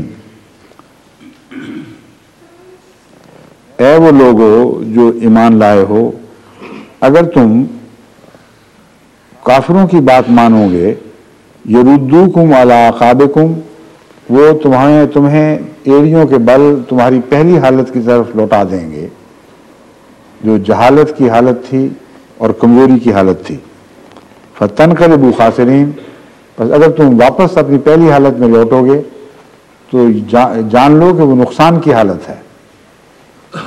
اب اس بات کا ایک ثبوت تو ظاہر و باہر ہے کہ مسلمان جو جہالت کی رسموں سے آزاد ہو کر اسلام کے نور میں داخل ہوئے ہیں، ان سب کی کیفیت یہ تھی کہ جیسے اگر کفر کا نام دوبارہ لیا جائے تو یہ لگتا تھا جیسے وہ آگ میں ڈال دیے جائیں گے. اور یہی وہ مضمون ہے جسے حضرت صلی اللہ علیہ وسلم نے مختلف صورتوں میں بیان فرمایا ہے بس ہر مسلمان کا دل اس بات پر پہلے ہی گواہ تھا کہ ہم جس بد حالت سے نکل کے آئے ہیں اس حالت کی طرف لوٹنا ظلم اور خود اپنا نقصان اٹھانا ہے. بس جماعت احمدیہ کی صداقت کا بھی ایک یہ ثبوت ہے، اور ہر احمدی کی صورت میں وہ ثبوت زندہ دنیا میں پھر رہا ہے. کسی احمدی کو لاکھ حوالے توڑ مروڑ کر پیش کرو کہ نہیں تم غلط سمجھ رہے ہو، مسیح موعود نے یہ کہا تھا، خلیفہ فلاں نے یہ لکھا تھا، اس کا یہ مطلب نکلتا ہے. اس کے اندر ایک احمدیت کی سچائی ایسی بسی ہے، ایسی رہ چکی ہے کہ وہ اس خیال کو دھکا دیتی ہے کہ تم جتنی مرضی چلاکیاں کر لو، مجھے پتا ہے کہ میں نے کس چیز کو قبول کیا ہے. وہ سیدھا پاک صاف حق ہے، اس میں کوئی رخنہ نہیں ہے، اس میں روشنی ہے، اس میں کوئی اندھیرا نہیں ہے. بس اگر اسے کہا جائے کہ واپس آؤ تو اس کو یوں لگے گا جیسے آگ کی طرف بلایا جا رہا ہے یا روشنی سے اندھیروں کی طرف کھینچا جا رہا ہے. تو وہ سارے مومن گواہ تھے اس بات کے جن کو مخاطب کیا جا رہا ہے، اور ایک فوری ایسا تجربہ ان کو حاصل ہو چکا تھا جس کے بعد ان کے اس تجربے کو مزید تقویت ملتی تھی، جو زندگی بھر کا تجربہ تھا کہ اسلام میں آ کر ہمیں امن نصیب ہوا اور ہمیں وہ زندگی عطا ہوئی جو اندھیروں کے مقابل پر روشن زندگی ہے. وہ اس طرح کہ اس شکست، جس کی شکست کا ذکر ملتا ہے، اس کے دو پہلو ہیں. ایک پہلو تو وہ ہے کہ بعض ایسے صحابہ جن کو اس درے پر معمور فرمایا گیا تھا، جس کا ذکر بارہا میں پہلے کر چکا ہوں، ان کی میں سے بعض کی نادانی کی وجہ سے، بات نہ سمجھنے کے نتیجے میں، یا اللہ بہتر جانتا ہے کہ کسی واضح غلطی کے نتیجے میں انہوں نے اس درے کو چھوڑ دیا. اس کے نتیجے میں مسلمانوں پر ایک ظاہری طور پر وبال ٹوٹا. قرآن کریم کی آیت بتا رہی ہے کہ اس غلطی کے باوجود تمہیں پھر بھی نقصان نہیں پہنچتا اگر تم دشمن کی بات نہ مانتے. جو اصل نقصان پہنچا ہے وہ دشمن کے بیک وقت سامنے اور پیچھے سے حملے کے نتیجے میں نہیں پہنچا، بلکہ جب دشمن نے یہ اعلان شروع کیا کہ محمد رسول اللہ کو ہم نے مار دیا ہے، پھر پاؤں اکھڑے ہیں. کیونکہ رسول اللہ صلی اللہ علیہ وسلم سے ایسا عشق تھا کہ بعض مبہوت ہو گئے تھے، ان کی عقلیں ماری گئی تھی، وہ اس میدان میں کھڑے نہیں رہ سکتے تھے. وہ کہتے اگر رسول اللہ صلی اللہ علیہ وسلم نہیں ہے تو ہم کچھ نہیں سمجھ آتی. اس انتہائی درد کی کیفیت میں ان کی عقلیں معاف ہو گئی تھیں، اور اگر یہ نہ ہوتا تو اللہ تعالیٰ کبھی ان کو معاف نہ کرتا. کیونکہ محمد رسول اللہ سے بے وفائی اتنا بڑا جرم ہے کہ میں تصور بھی نہیں کر سکتا کہ ادھر بے وفائیاں کرو ادھر معافیاں مل رہی ہوں. بس محمد رسول اللہ سے بے وفائی نہیں تھی، محمد رسول اللہ صلی اللہ علیہ وسلم کے وصال کا اچانک ان کے شہید ہونے کا غم اتنا شدید تھا کہ عقلیں ماری گئی تھیں. اس وجہ سے خدا نے معاف فرمایا ہے. تو قرآن کریم میں یہ آیت بتا رہی ہے کہ تم دیکھو بھی تازہ تم سے واقعہ گزر چکا ہے، کافروں کی بات مانی تھی تو یہ نقصان ہوا ہے، ورنہ آگے سے لڑتے، پیچھے سے حملہ آور ہوتے، دائیں سے آتے بائیں سے آتے. محمد رسول اللہ ان کے غلاموں کو اس دعا کے نتیجے میں جو گزری ہے، جو ثبات قدم عطا ہو چکا تھا، وہ ثبات قدم کسی چیز سے ٹل سکتا نہیں تھا. بس اور وجہ ہے وہ، اور وہ وجہ یہ ہے کہ تم نے دشمن کی بات مان لی. اب آپ تاریخ اسلام کے اس دور کا گہری نظریے سے مطالعہ کریں، تمام کتب اٹھا کر دیکھ لیں، سب میں یہی بات ثابت نظر آئے گی کہ جو بھاگنے والے تھے وہ دشمن سے ڈر کے نہیں بھاگے تھے، بلکہ صورتحال سے مایوس ہو کر دل چھوڑ گئے تھے. اپنی جان بچانے کے لیے نہیں، بلکہ اگر جان بچانے کے لیے بھاگنا ہوتا تو جس وقت لڑائی اپنی پوری شدت سے پہلے جاری تھی یا مختلف مواقع پہ ہوتی رہی ہے، کیوں وہ رسول اللہ صلی اللہ علیہ وسلم سے بے وفائی نہ کرتے. ان میں جنگ بدر کے وہ جوان شامل تھے جنہوں نے ایک لحظہ بھی بے وفائی کا نہیں سوچا.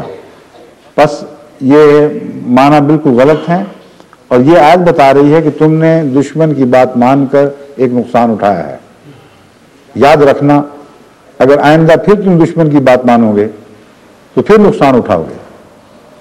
حضرت مسلم موعود نے اس مضمون کو موجودہ دور پر چسپاں کرتے ہوئے ایک یہ بات پیدا فرمائی ہے کہ اس آیت کے اثر کا دائرہ صرف اس واقعات تک محدود نہیں جو پیش نظر تھا، بلکہ آج بھی یہ تنبیہ بڑی خطرناک صورت اختیار کر چکی ہے، یعنی مسلمان اس تنبیہ کو نظر انداز کر رہے ہیں اور اس کے نتیجے میں شدید نقصان اٹھا رہے ہیں۔ پس وہ دشمنوں کی باتیں مانتے ہیں اور اپنوں کی باتیں نہیں مانتے، دشمن کی اطاعت کر رہے ہیں اور اپنوں کی اطاعت چھوڑ بیٹھے ہیں۔ پس جتنا بھی اس دور کا المیہ ہمیں دکھائی دیتا ہے، خواہ وہ خلیج کی جنگ کی صورت میں ظاہر ہوا ہو یا دوسرے مسلمانوں کے انحطاط کی شکل میں رفتہ رفتہ ابھرا ہو، اس کا اصل آخری راز اسی بات میں ہے کہ وہ دل سے دشمن کی باتیں مان رہے ہوتے ہیں اور اپنوں کی مفاد کو نظر انداز کر رہے ہوتے ہیں۔ پر جتنی مسلمان طاقتیں آج ہمیں دکھائی دے رہی ہیں، ان میں سے بہت سے ایسے ہیں جو اس وجہ سے کمزور اور بیکار ہو چکے ہیں، کچھ ایسے بھی ہیں جو بظاہر سر اٹھاتے ہوئے دکھائی دیتے ہیں، لیکن بعضوں کا سر اٹھانا بھی دشمن کی انگیخت کے نتیجے میں ہوتا ہے اور وہ نہیں جانتے کہ ہم کیا کر رہے ہیں۔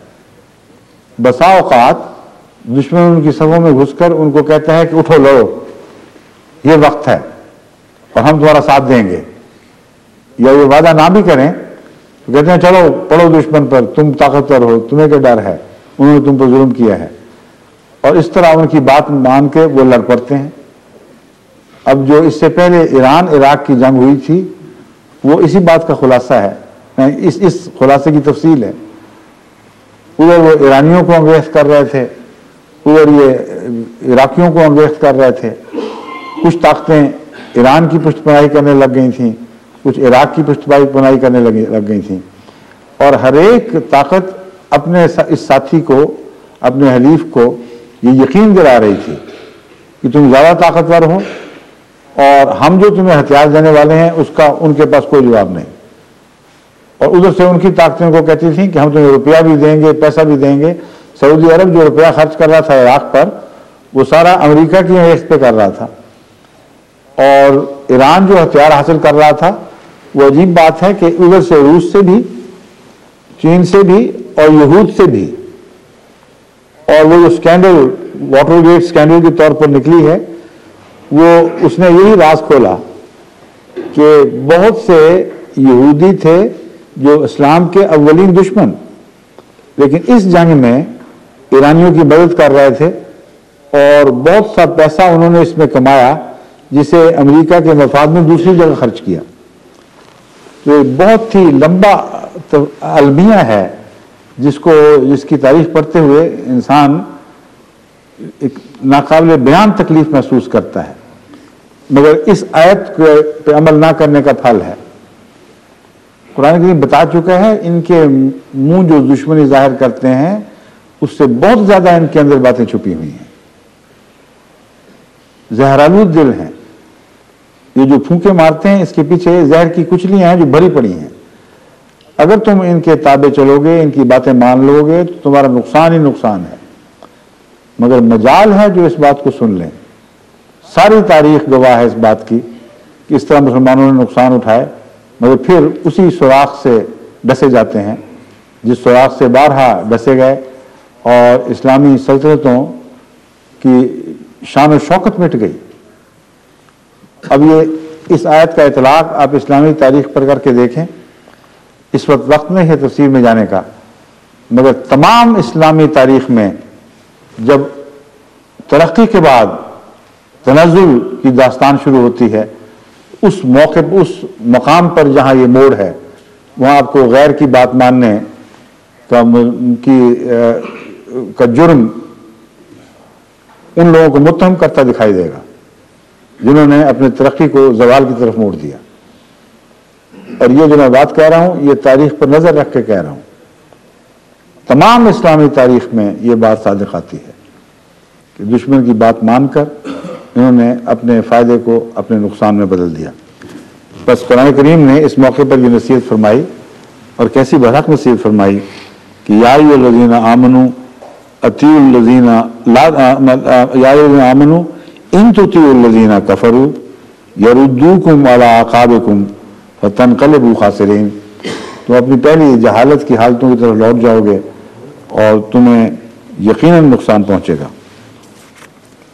وقت ہے نا، اب اس ضمن میں دیگر مفسرین کے حوالوں میں دیکھتے ہیں، کوئی قابل ذکر بات ہو تو میں آپ کے سامنے رکھتا ہوں۔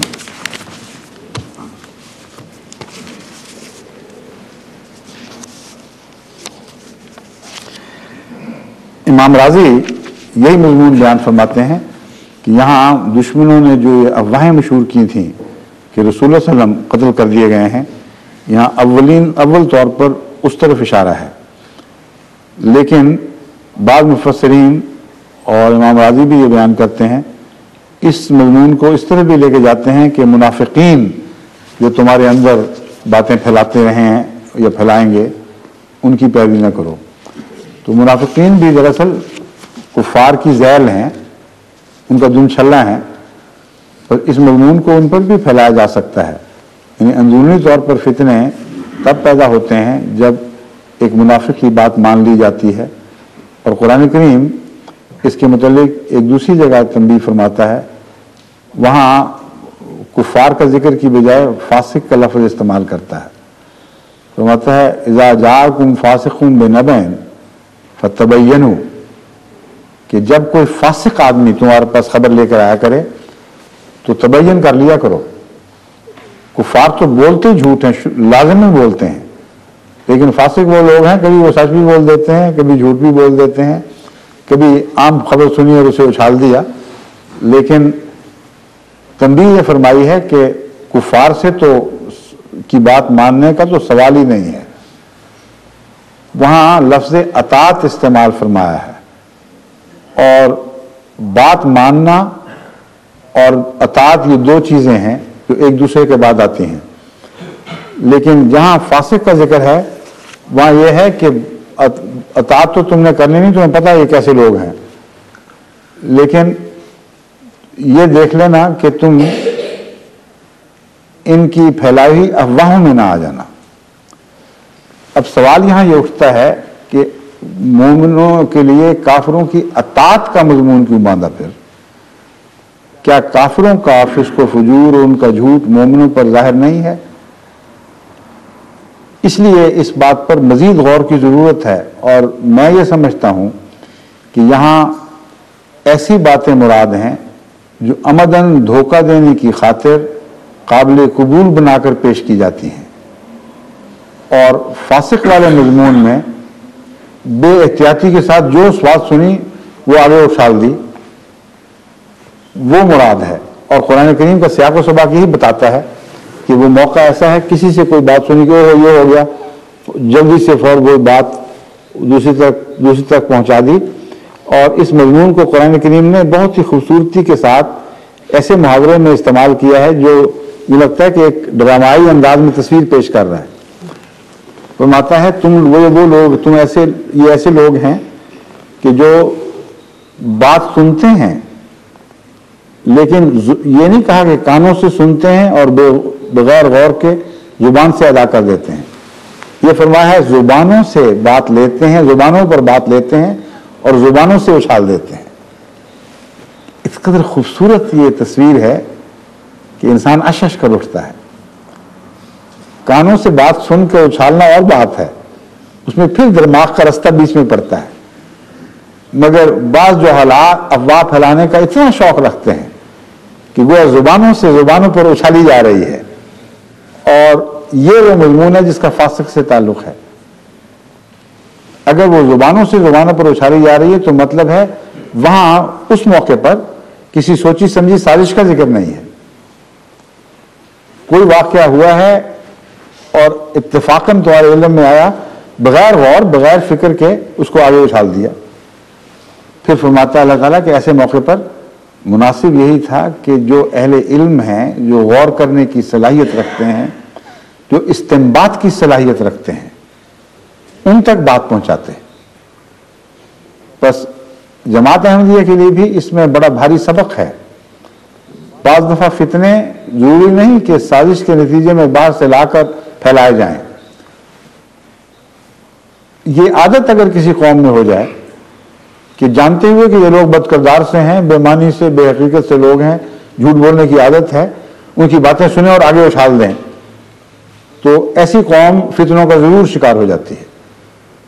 بس یاد رکھو کہ جب بھی کوئی بات سنو اسے اگر خود نہیں سمجھ سکتے تو صاحب فکر لوگوں تک پہنچاؤ جنہیں استنباط کی طاقت ہے، وہ اس کو پرکھیں گے اور بتائیں گے کہ نہیں یہ بات یوں ہو ہی نہیں سکتی۔ یہ جو اطاعت والا مضمون ہے اس کی مثالیں وہی ہیں جو ابھی میں نے آپ کے سامنے رکھی ہیں کہ یہ دشمن وہ ہیں جو ایسی بات پیش کرتے ہیں کہ جس کے نتیجے میں عملاً تم ان کے مطیع بن جاتے ہو، اگرچہ سمجھ نہیں بھی رہے ہوتے کہ ہم مطیع ہو گئے ہیں۔ بس اطاعت سے یہ مراد نہیں ہے کہ انہوں نے ابو سفیان کی بات سنی تو لبیک کہتے ہوئے اس کی طرف دوڑ پڑے، ہرگز یہ مراد نہیں ہے۔ مراد یہ ہے کہ انہوں نے نپی تلی بات جان کر ایسی پھیلائی جس کے نتیجے میں تمہیں نقصان پہنچے، اور تم نے جو عمل دکھایا ایسا تھا گویا کہ ان کی اطاعت میں آ گئے۔ وہ چاہتے تھے کہ رسول اللہ صلی اللہ علیہ وسلم کی وفات کا نام سنتے ہی تم تتر بتر ہو جاؤ، بکھر جاؤ، اور تم نے عملاً ایسا ہی کیا۔ بس یہ ہے اطاعت سے مراد۔ اب کہتے ہیں کہ وقت ہو گیا ہے، اس لیے کیونکہ 1 منٹ رہ گیا، آدھا بھی۔ اچھا، السلام علیکم ورحمۃ اللہ وبرکاتہ، باقی انشاءاللہ کل